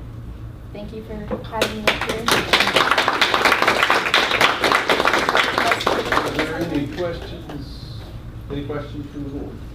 Yeah, I guess, serving 2 months, that's basically two regular meetings and then any additional open meetings that we had. Have you guys given any thought to how you would want to have continuity? And then two, what's your plan for getting feedback to the student body? That's the goal, I think, of this, is to kind of be the voice of the student body. With that, we decided on 2-month intervals because schedules with students especially, we wanted to start off with seniors and then juniors can follow in their footsteps. We would start with our seniors because we have graduation coming up. We only have a year left, including I'm a senior, of course. And then our juniors would follow in their footsteps. And how did we discuss it with Ms. Halterman? I'll give it to you. Yeah, a little bit more on that, and Peyton, you're doing an amazing job in sharing that. Part of the idea too is to create a body of students, right, so they can interact with each other and that have those different perspectives. So that would require, based on the policy, Mr. Cantrell and I'm speaking from memory, to work together to help make sure we have a pool of like 10 to 12 students at all points to help maintain that continuity and give the board that set of perspectives. Then there's those additional students who are on the other groups there, which gives us access to around 20 to 30, depending on the timeline, of students providing us active input. Pete, was that what you were looking for? Okay, yes. Very good. But only one student would serve a 2-month term. So there'd be like a rotation, like so if say you are serving right now, Karen is the student following behind you, she'd be watching you serve, right? And we would rotate through. So the group would be present, the board meetings, the group would be gathering information, and there would be one representative rotating through the group. At least part of that group. We did not want to exclude students who were involved in particular activities. So there may be some overlap with athletic seasons in particular, but also some other activities that students. But we could look at a group to be here. I think that's Mr. Woodson's question, is that the continuity part of it is that the students as a group would attend board meetings, and would they have access to the agenda items and all that? We would send the agenda out just like they do now, right, with the public agenda, but we would send it out to our students. Absolutely. I would like to add. Wait a minute. Does the person get to be, do they have to, who's going to tell them what to say? The group or the person as an individual? To say what they want to say? I would could you highlight, emphasize on that, like say and... Say the person wants to talk about whatever. Does the group have to agree with what they talk about? Or because I've got these 2 months, I say what I want to say? I think it's more of an individual decision. The group is there for support and to engage and learn and, engage with their environment so they get an idea of how things, coordinate. So that's mostly, they're just here for more support and for learning. So they represent themselves, not the group? They represent themselves while representing their group. Okay, I get it. Good answer. I would like to add and circle back to what you mentioned about how we get back to the rest of the student body. With the students that we already have involved in this, they're a very, very diverse group of students. We have members of the arts, we have a member of the football team, and that's a really good way that we can get back to large members of the student body, is because we have one from each different section. I just want to say thank y'all very much for all your hard work with this. It's very evident y'all have put in a lot of time and effort to this, and I'm very personally excited to implement this. Thank you. Any other questions or comments from the board? You make a motion to? Go ahead. I want to make a motion to approve policy BBBB. Have a motion by Mr. Littleton. Do we have a second? I'll second. Have a second by Ms. Morgan. Can we have a roll call, please, Mrs. Phillips? Mr. Ayers. Yes, ma'am. Mr. Franklin. Yes, ma'am. Mr. Littleton. Yes, ma'am. Mrs. Morgan. Yes. Mrs. Truxton. Yes. Mr. Umstead. Yes. Mr. Whitson. Yes, ma'am. All right, thank you all very much. Good job. Thank you.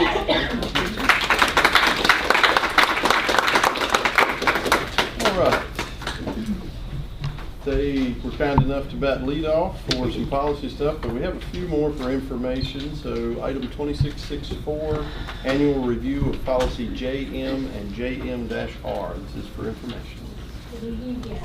Policy JM and JMR has to do with a restraint and seclusion of students across the division.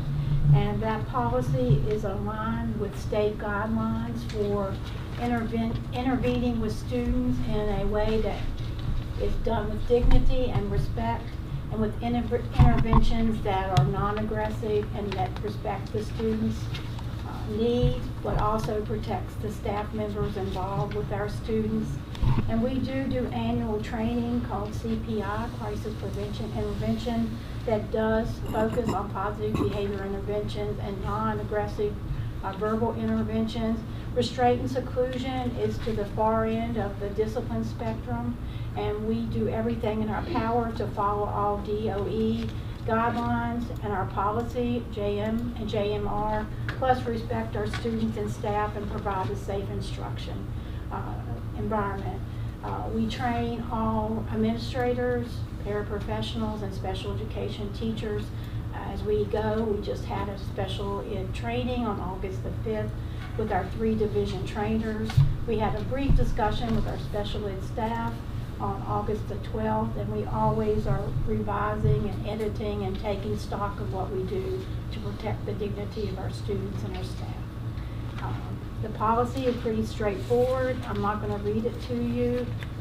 It is very comprehensive, and we do follow it to the T when we must, which is very, very infrequent. So are there any questions? And it is for information tonight. Any questions, Ms. Needham? All right, thank you. Yep, thank you very much. That would then move us to 2665, review of policies, section D, fiscal management updates. This is for information. Yes, Chairman Ariett, members of the board, this is a pretty simple policy revision. It was provided for digital review to the policy committee in July, just out of its simplicity. This is a revision to DJF, purchasing procedures, which updates the references to the Virginia Code and provides a minor clarity change related to the position of the code reference. So like it moved around in the policy. It's just a little bit easier to read through the policy. So the memo is a summary. The red line version is attached for anyone who's interested. This would come back to you for action potentially next month. Thank you very much. Any questions about this item? All right. Moving on then, item 2666, review of policy section J, students. This again is for information.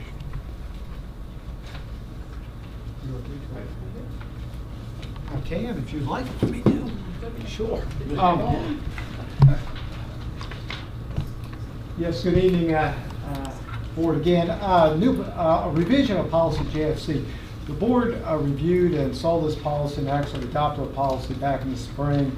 There has been an addition to this policy related to cyberbullying. It's underlined. It's a fairly significant change in policy and what the school responsibility and the school administration is tasked with. But it does discuss cyberbullying, what cyberbullying is, and allows for the school will require that the schools investigate and follow up on cyberbullying. Whether it happens in school or off school property, which is a significant change. So this is for information tonight, and be happy to answer any questions with that. This became a law, right, July 1st? Mm-hmm. Yes. Any other questions for Mr. Vaughn? All right, moving on, last policy item of the evening, item 2667, review of policy section K, school community relations, again for information. Yes, and Chairman Ariett, members of the board, this is another simpler revision. This is for KBA, request for public records. This was also digitally available to the policy committee in July. Basically, this policy has been updated with the headers updated for clarity, and a paragraph was added to resolve a difference in previous policy versions. So basically, it just provides some additional clarity. Just for everyone's benefit, this does relate back to records requests, which are also connected to the Virginia Freedom of Information Act. Melinda Sneed-Johnson serves very, very capably in our role as our FOIA officer, and our FOIA rights and responsibilities are under a separate heading on our homepage. That's part of our policy too. So just wanted to take the opportunity to point that out. This is for information. It'll come back next month for theoretical action. Thank you very much. Any questions? All right. Very good. With no other, we have covered in other business the additions to the agenda. That would then bring us to item 2669, public comment, and I think we do have a couple folks signed up. We have Debbie Jones and Pam Myers. Ms. Jones, Ms. Myers? I'm just here For moral support, yes ma'am. You can do it, please. Mrs. Jones? Yes. Good to see you, ma'am. Good evening, Chairman Eric and Superintendents. We thank you for your jobs and also for the members of the board. I want to thank you for allowing me to present a request to reinstate the snack pack program in our schools. I am Debbie Jones, and I'm the administrator of the of God's Covering, which is a nonprofit corporation that provides snack bags during the school year to children who have limited access to nutritional foods. The snack bags provide healthy take-home snacks, including a protein, a grain, and a fruit for each day they are away from school. God's Covering's goal is to reduce the problem of child hunger in the Allegheny Highlands. Many children in the community go without adequate nutrition on weekends and holiday breaks. God's Covering works to fill in the gap. In the years prior to consolidation, all elementary schools in Allegheny County and City of Covington had access to the program. In the last years of the program, snacks were provided for Edgemont Primary and Jeter Watson Intermediate students pre-K through 5th grade. The program was funded by donations from churches, businesses, and individuals, and was administered by volunteers. If reinstated, snack packs would like to work together with the school system to identify the students in need, to assist with the on-site distribution of the packs, and purchase snacks through the school system for additional cost savings. We're estimating that the cost per child in each school would be approximately 75 cents per day. In the past, the snack packs have been appreciated by families who have received them. And again, we're just asking the board's approval to reinstate this program because we feel like it's something that's very much needed. Thank you very much, Ms. Jones. Is there any questions for Ms. Jones from the board? Still funded the same way? Yes, we hope to be able to maybe get some grants also. You know, they've gotten those in the past when they first started. And we know this is going to require quite a bit more funding, and so we hope to be able to get some grants and just also to really get our community involved and helping us with this. Yes, this is not a daily distribution, it's once a month, once a week, right? Once a week, yes. It's for the weekend, and then any days that the students are out of school for, you know, a long weekend or Christmas break. So we cover all the elementary schools in the county. Right. Very good. I'll make a motion. Well, we may need to just do some parliamentary procedure here. If this is something that the board has consensus on and wants to formally approve this evening, we'll have to add it to the agenda and then go through that process. So if you want to add it. I'd like to add it because if we wait a month, that's going to put them behind, I'd imagine. If it's comfortable for the board, and this is a if, you know, I think staff are fine to hear your consensus of support. If that makes sense. That may be something that's meaningful for you if that works for you. I'm comfortable with board consensus. If I'm hearing that right, is everyone else comfortable with that? Anything I suggest. I had one more question. Why was it halted?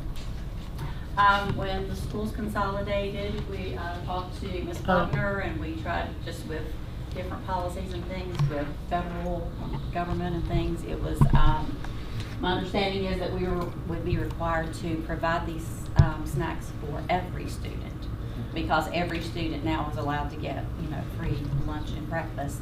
It was, and we're very small, and at that point, we'd only been doing one school, and it's like, we just felt like that. So you don't have to provide for everybody now, this elementary, right? But I think what they were trying to tell us is that every student would have to get them, not just students who are really in need.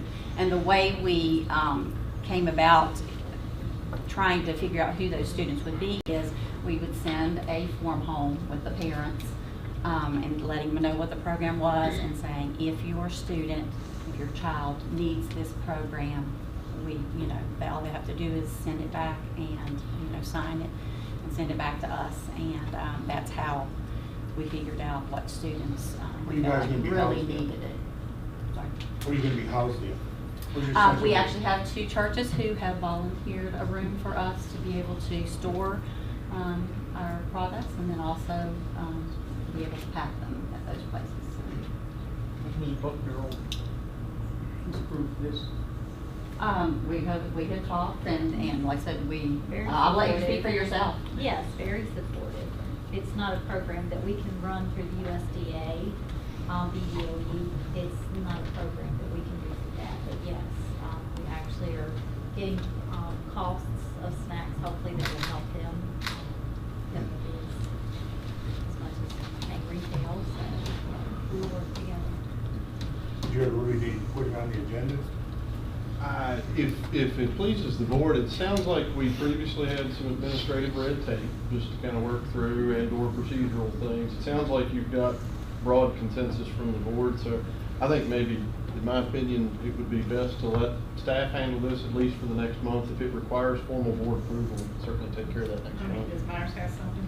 I was just going to say if there was any concern about us asking for financial information on that form, we will ask no financial information. It's just if you think your child needs it. It's Okay. Well, if we're all good on board consensus here, and then we can follow up with any formal approvals as necessary, but it doesn't look like that's going to be a problem, so thank you very much, Ms. Jones. All right, thank you. Yes, ma'am. Appreciate it very much. Thank you. Yes, ma'am. Appreciate it. All right, do we have anyone else signed up? We do, we have Ron Goings. Dr. Goins.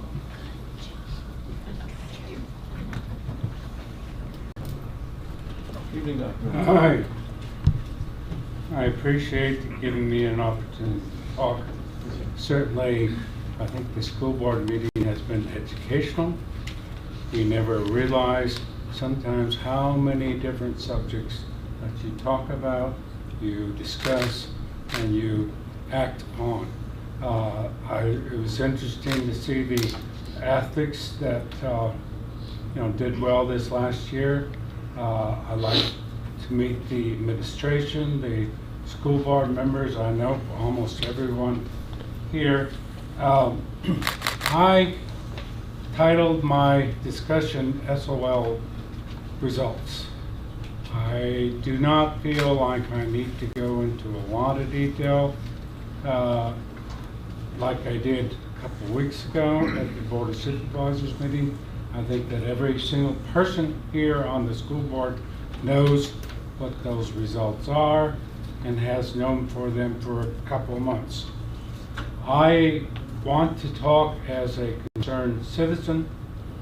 I am deeply concerned about recent SOL score trends and what the scores have been for the last couple of years.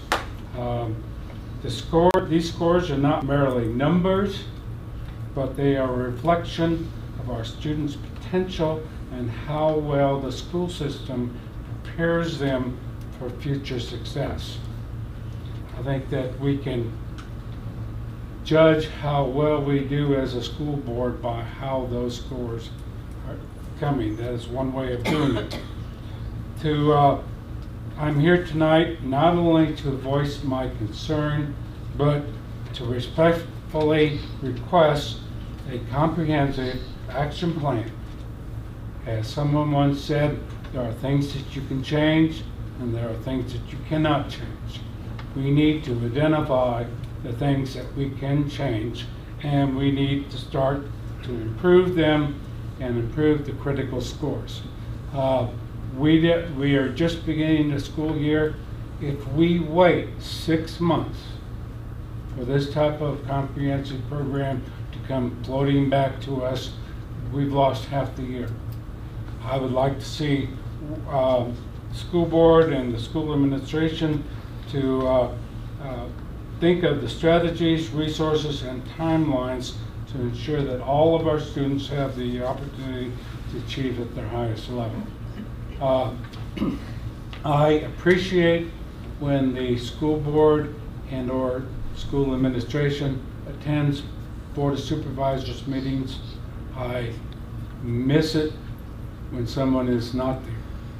I won't always castigate you, but I will hopefully get to talk to you.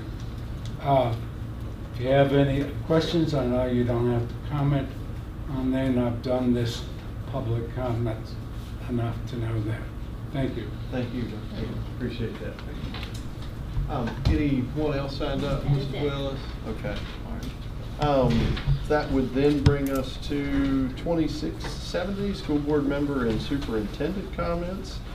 Do I have a volunteer? Ms. Scruggs Duncan looks like she's still writing. Yes. So, Mr. Umstead, you volunteer. I'll go first, because I'm getting tired. I'd like to thank everybody for coming out. I'd like to thank the athletes that do double duties with academics and sports. They represented the school system in the spring quite well. Appreciate that. As all of you know, we're going to move from the conference we're in to a different conference. Things might be a little more difficult, but I think we can meet the challenge. We have good kids. Also, I'd like to compliment on something that I did. I attended a committee, and I didn't see it on the agenda, so I'm just going to talk about it. I attended the most heartwarming, enjoyable committee meeting I've ever attended in the 40 years I've been at Allegheny. I saw police officers from Covington, Allegheny, state troopers, administration from every building, total involvement in the safety of my kids. I was really overwhelmed and impressed. They have it together, and Chris presented it tonight. It was wonderful, absolutely wonderful. Nobody can badmouth us because we don't protect our kids at all, at all.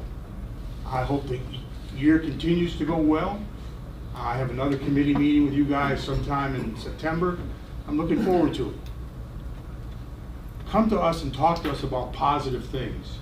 It doesn't always have to be negative. I deal with a ton of negative things. Mr. Eric doesn't like to hear this, but I kept track this morning. From 6:30 this morning until I came tonight, I had 41 phone calls. 29 of them were positive. Use your math and figure out how many were negative. People want things that they got to help me do. And I don't know what the attendance is in our buildings. I hope kids are coming. I beg parents to send their kids to school. Mr. Goins is worried about the SOL scores, so am I. If you do not come to school, you cannot be taught. So the question rises, you can't tell us what you don't know. If you don't know, you don't know it. Come to school and get smarter. Shut the critics up that are attacking us over our SOL scores. I don't think there's a person on this board who doesn't know what they are. And frankly, I'm tired of hearing about them. And another thing I'm going to offer, I'm going to visit every building in this county. Just enjoy the company of the faculty, the teachers, and the kids in a building. Because that's what it's all about. This should be the most enjoyable time of their lives in schools. And as a representative of Doug, I taught for 54 years. I miss being with kids. Not overwhelmed with adults anymore, but I miss being with kids. Thank you for coming, and I hope that you guys do well and come to these meetings, because we need young, fresh ideas. Thank you, Mr. Eric. Thank you, Mr. Umstead. Ms. Scruggs Duncan. Okay. I was really impressed by our parade of superlative athletes. We have been able to become stronger athletically through coming together as two into one school system. I want to thank the young people who are here that have worked through the policy part of letting the students have a voice in what we do here. I'm very impressed with you. And I look forward to being able to have that element here with us. The fact that disciplinary referrals are down 14%, it is amazing to me, and I'm not sure we're supposed to give Chris Fisher all of that credit, but I know he gets a lot of that because, and the school resource officers left, but I think I said to them last time they were here, we will probably never know the danger that they intercept, the problems that we don't have because they're there in the school, so they're very valuable. Let's see. Debbie and Pam, I think this is a wonderful program that helps fill gaps for people in our community, and don't you guys give up, keep going with that. Dr. Goins, we've chatted in different, is he still here? Yeah, in different scenarios about test scores, and test scores are very important academically. It's always been our goal to improve the scores because the state has set them as a marker of academic achievement. But I was that parent when they first started establishing standards of learning that had the bumper sticker that said my child is more than a test score. And we do strive in this school system to create a well-rounded student who achieves and will be able to achieve and have success in life and contribute to mankind. And I think we see that we are creating people that do that, who may or may not test well. The tests themselves have their own life as to what is required and what is going to be required in the very near future. So I think I just want to say, just continue to remember that while testing is important, that does not necessarily measure the total success of any student that we produce here. Other than that, I want to thank the people who came out, and we'll see you next month. Thank you, Mr. Coates Duncan. We'll kind of go back and forth here. Mr. Woods, you're ready, sir. Yes, sir. Thank you. I want to reiterate again the focus on character development, and you know, that goes for our board, is all the way through the student body, our teachers, our administrators. Again, I think we need to go to a place where extracurricular activity is considered an earned privilege and not a right. And part of that criteria needs to be how you treat others, how you act when you're playing sports, how you act when you're traveling and representing our school system. We have a bit of a black eye out there, and for right or wrong reasons, but I think we can do a lot to correct that, and it begins with us. But you know, I still want each board member to try to bring forth some ideas around how we improve that, working with the administrators and working with the schools. Even if it takes our direct involvement, I'm willing to do whatever. But I think it is a place we need to focus on. You know, none of us can overshadow one bad episode by one individual. We are all labeled with that result. So how do we prevent that from happening to begin with? And I think that's where we need some focus. Along those lines, I think I'll hand these copies down, but Botetourt County recently adopted a random drug testing policy for students that participate in any extracurricular activity, not just sports, but JRTC competitions, or FCLA, or any of those things. So I'd like for us to consider a policy similar to this. I'm not too proud to steal when I see a good idea, so I wanted to share that with the board. I think there's an extra copy to share with the administrators if they haven't seen it. So that's something I'd like to see us get on the agenda at one of our upcoming meetings. Capital projects, I know I'm jumping around, so bear with me. Capital projects, I know we had talked about having a separate meeting to prioritize that capital projects list. We don't really think that needs to happen soon. I think we're in the midst of making some big key decisions regarding financial projects. I think we really need, as a board, to put some focus on what we believe the priorities are for the community. And I think I'd like to see us do that sooner rather than later. Also, the phone policy. I know we modified that this year. We're a couple weeks into school. Hopefully next month we can get an update on how that's going at the individual schools, specifically the middle school and the high school. I think how that enforcement of that policy is going. We see it as a burdensome issue for our administrators and teachers, and how our student body, how they adhering to the new policy. I'd be curious to hear that, and that's something hopefully our student representative can help with once we get them up and going. You know, I'd like to thank all our safety resource officers. Again, Mr. Harry, you made the comment earlier that they don't really have an issue of lack of support here. Thank goodness, right? I mean,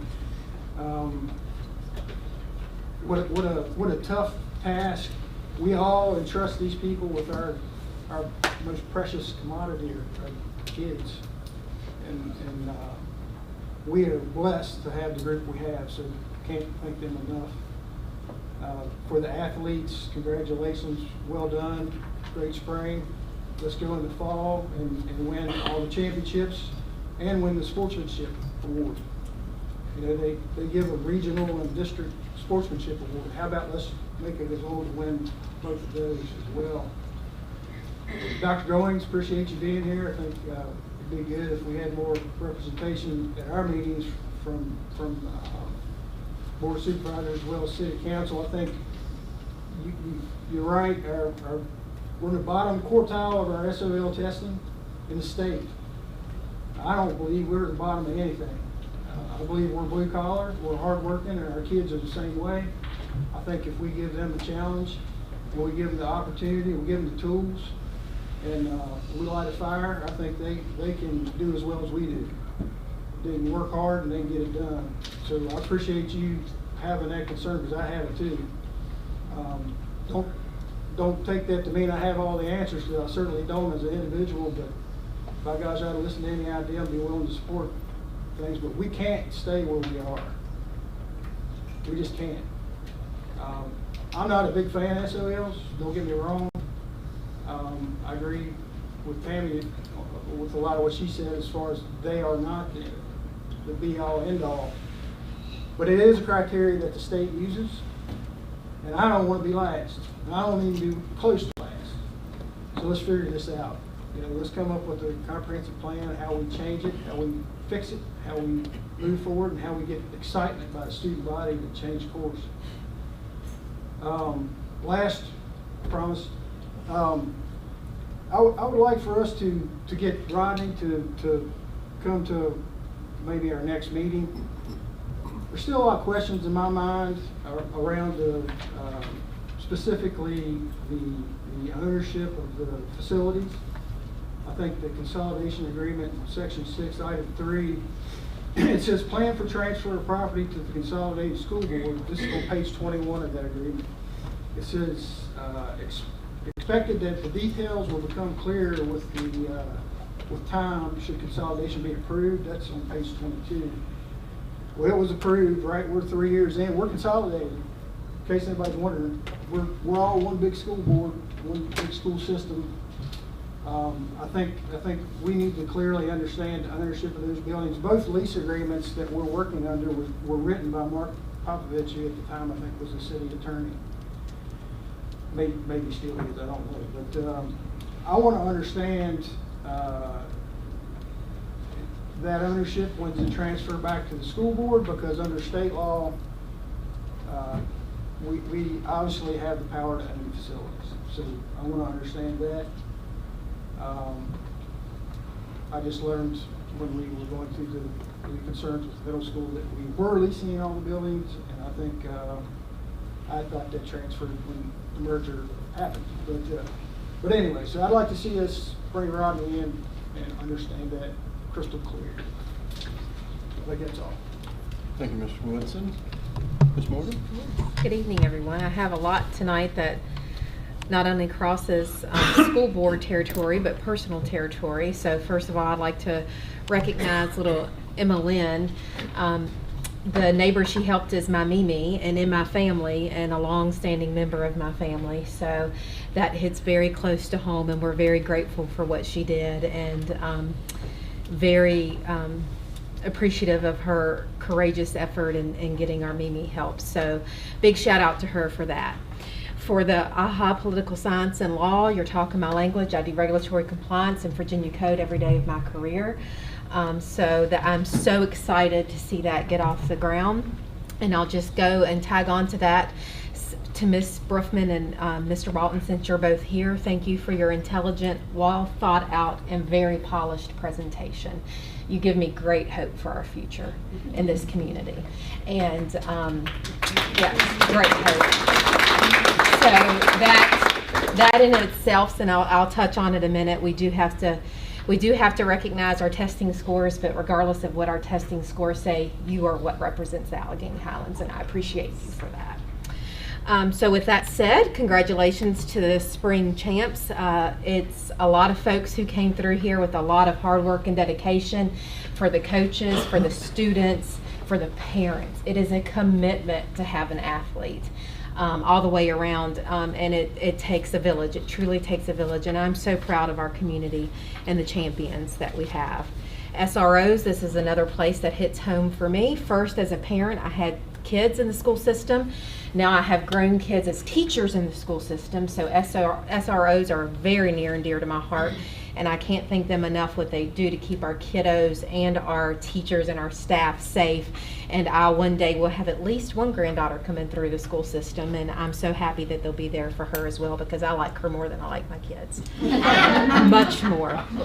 The snack pack program, I don't know how many of you all know this, but my mother's a food banker. I'm the daughter of the CEO of Feeding America. It's near and dear to my heart. I was raised every summer working in a food bank and feeding the hungry, and there is nothing more important to me than ending childhood hunger. And if you don't know it, we are a food desert. They're still in Virginia. They still exist. And there are people with graduate degrees, doctorate degrees. You would not believe the folks that are lining up to get assistance right now. So this is such a needed program. So thank you for doing that and making sure our kids have food for the weekends. And I have heard firsthand the stories of the kids that go home and share with their siblings. That aren't in school yet. Don't know if there's a place for it on the form or if we can do that. I don't know. But I know that they portion it out for their siblings. So it is a very much needed program. So thank you, thank you, thank you. Finally, so thank you all for coming. Dr. Goings, you're right, SOL results are important. The scores are not definitely where we want them to be, but nobody's talking about where they've come from. I remember I've been on the board several years and we've made tremendous growth. I'm going to say the word that nobody wants to talk about, but we're dealing with pandemic babies. We're dealing with kids who went backwards in their social skills and their learning skills. And I already know those plans of corrections are in action, and those staff are working so hard. I guarantee you that the staff in those schools are just as nervous about those SOL scores. I have a daughter who teaches an SOL grade, and she is physically ill when SOLs comes around. They work hard from day one to the end of the year. Through the summer, they're attending conferences. So I know we're not where we need to be. We do need to work on it. We do need to talk about it. But the good news is we aren't where we started. We're making that growth. We're moving forward. And I think we're definitely headed in the right direction. So that's my comments on tonight, and just thank you all for being here. And I can't believe we're in another school year already. It's unbelievable. Unbelievable. That's all I've got. Ms. Francis? Ready for me? Yes, sir. Well, I too want to thank everybody for coming out tonight. And kudos to Emma. Oh, good heavens. It makes you so proud to sit up here when you have a young lady like that does what she did. And then you've got all these youngs, that's what you use, who are in the FCCLA, who are JRTC and AHA programs.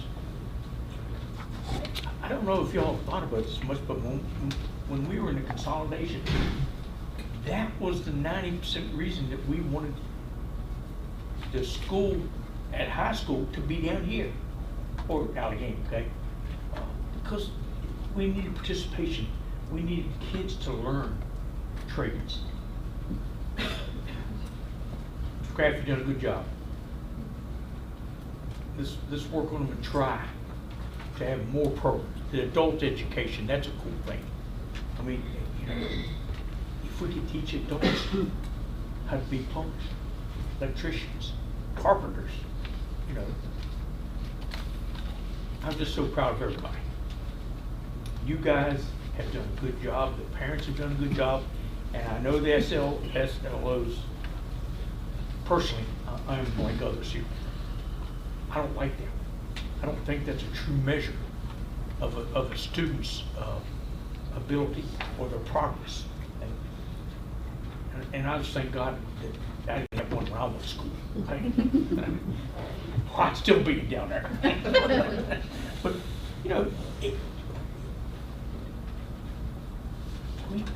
we have made so much progress. And we've had a lot of bumps in the road. We had the pandemic, we had the consolidation. I mean, and then let's not forget the Couldn't Forge Middle School fiasco. The kids couldn't go to school. So there's been a lot of things that they've been working against us. But the staff is trying hard. They're working hard. Okay? There's not a staff member here that I don't think that's just above and beyond. All of them. And our SOR officers, I think Matt, when he was talking about the definition of all the things he are to people, one of the things I think he didn't bring up was friend. Did you know how many of those SRO officers are friends with these kids?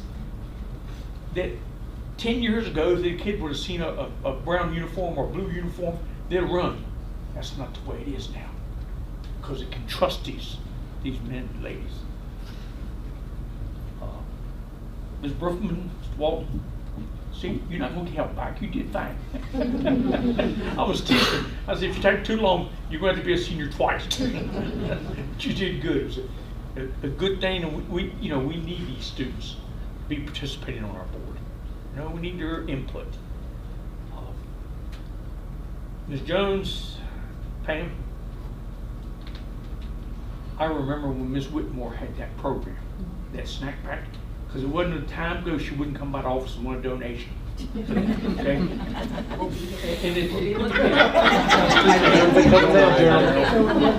We're still at 101 Maple. It's a good thing to support these kids, okay? To feed them. I mean, I know we offer a lot of free lunches, but there are days that there's no school, hence no lunch, okay? So let's deep down help. When they come by and say, I need a few bucks, or I need a donation, or I need a help, okay? Reach in your pocket. Help them out, okay? Oh, let's see, what else have I missed? Nothing.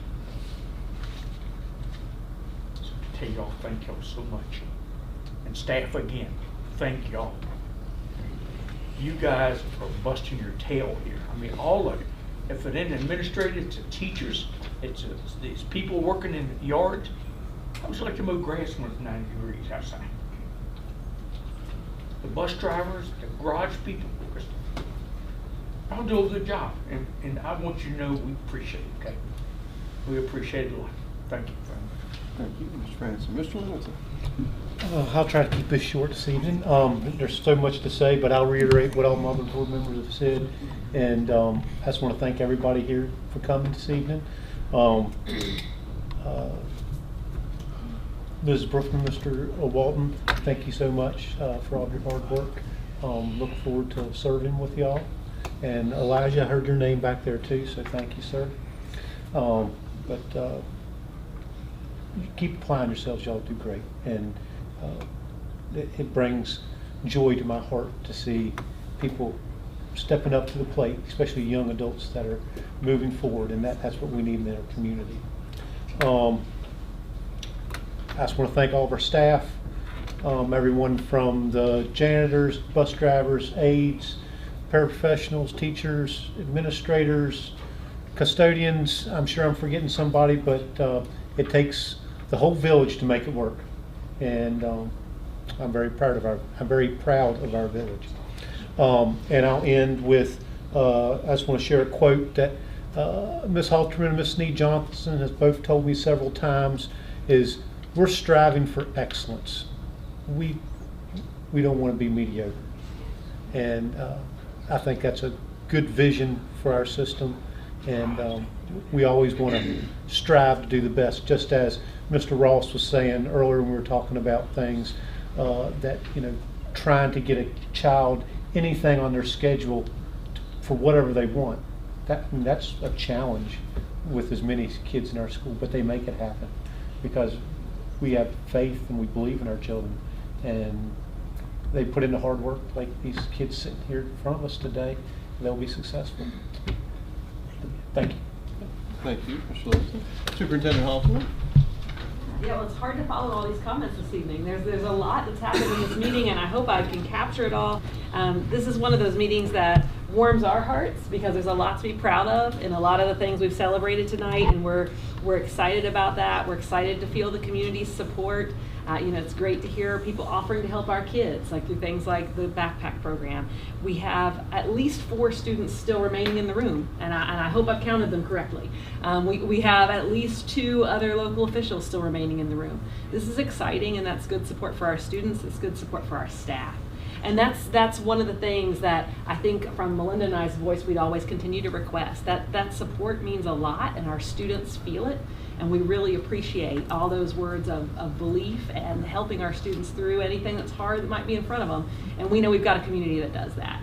And when we can honor the diversity of achievements that we had here tonight, really there's no student in our school division that wasn't recognized tonight, because that fall and discipline referrals is every single person. That's every single student, that's every single family, that's every single staff member. That's great. That's a difference we cannot attribute to any kind of fluke. That's a statistically significant difference. We also have some other things that you can see in your notes there that really help us again emphasize that strategic planning goal of future ready for the community. We heard a lot about that tonight, and that's one of our 3 strategic kind of North Stars, if you will. And we heard that, whether we were talking about FCCLA or we were talking about a 3rd grader involved in a really significant act and really helping out one of her elders. In that material, I encourage anyone interested, and this is all available on our website. There's additional details that we didn't even hit tonight.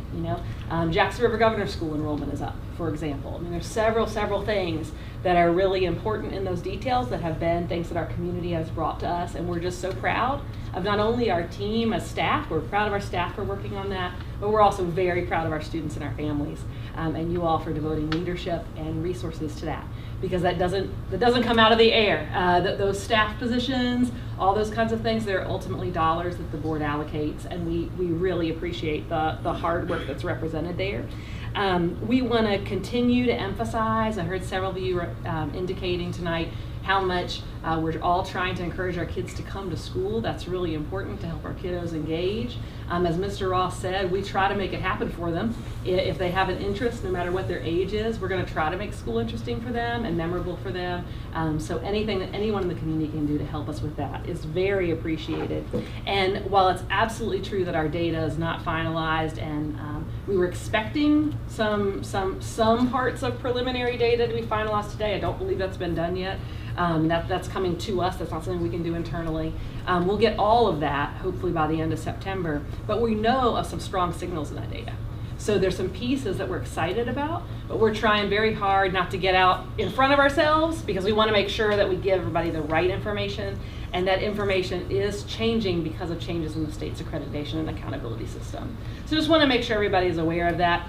Questions about that are really complex, but we're happy to try to help with them. And we definitely heard everybody this evening, hoping for the very best for our kiddos, no matter what the measure is, right? The measure might be an SOL test, the measure might be discipline referrals, the measure might be attendance, the measure might be, if the student came to school and enjoyed something today. All of those measures are worthwhile, and they're all part of the overall package. I did write a ton of notes tonight, and so I want to make sure I continue with the rest of you all to recognize our SROs, our athletes, our students involved with AHA. That is really exciting. For both of our AHA programs have now been recognized statewide, and they are both first of a kind in the state. So we're very excited about that. And I think that might be all I wrote down to say tonight, but there was a lot, and really appreciate all the involvement tonight, and want to just kind of underline that. Thank you for the gift of time to share all of that.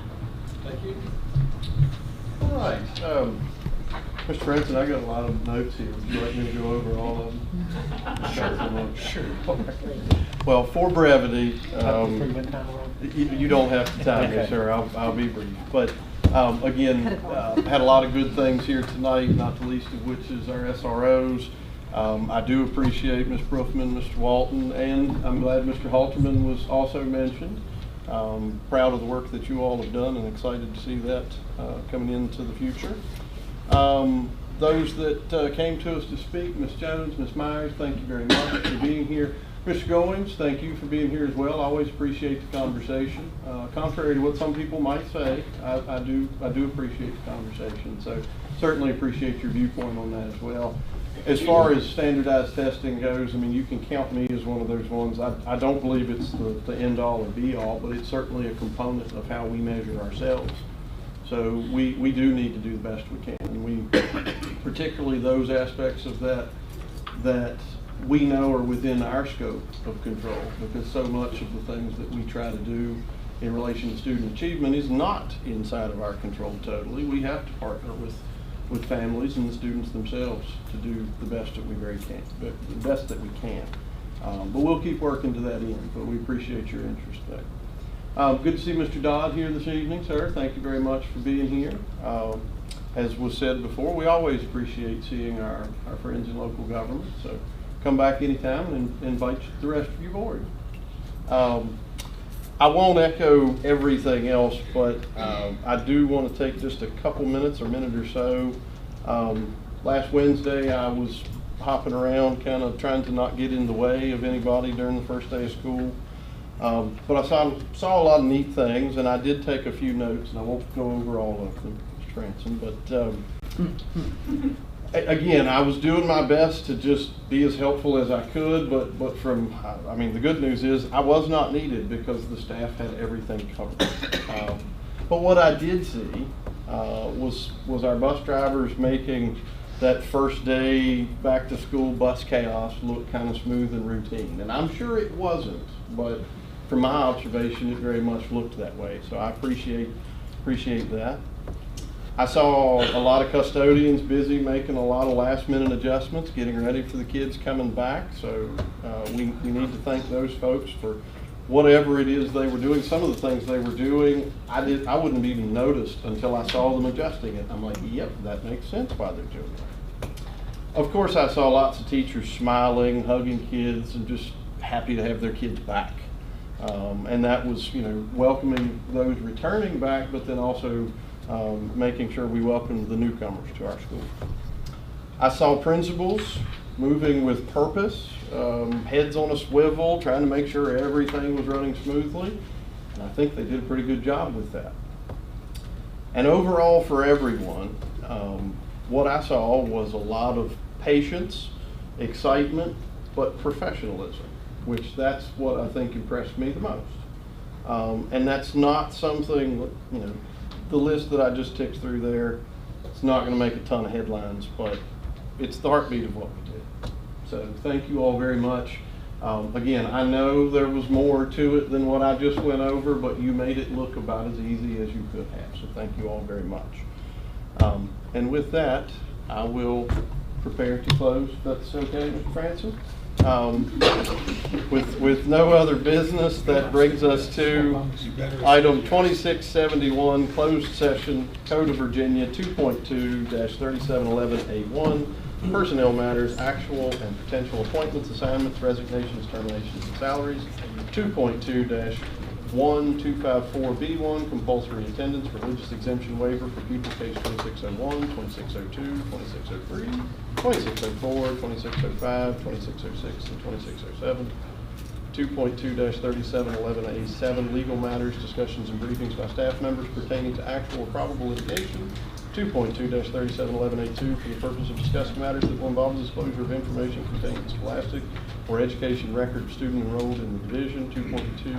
2.2-3711A19, for the purpose of discussing reports or plans related to the security of school buildings or the safety of persons employed in such buildings. So I have a motion to enter closed session. So, yeah, motion by Mr. Littleton, second by Mr. Franson. Roll call, please. Mr. Aaron? Yes, ma'am. Mr. Francis? Yes, ma'am. Mr. Littleton? Yes, ma'am. Mrs. Morgan? Yes. Mrs. Cranston? Yes. Mr. Umstead? Yes. And Mr. Woodson? Yes, ma'am. Closed session, and thank you all for your patience during the disclosure.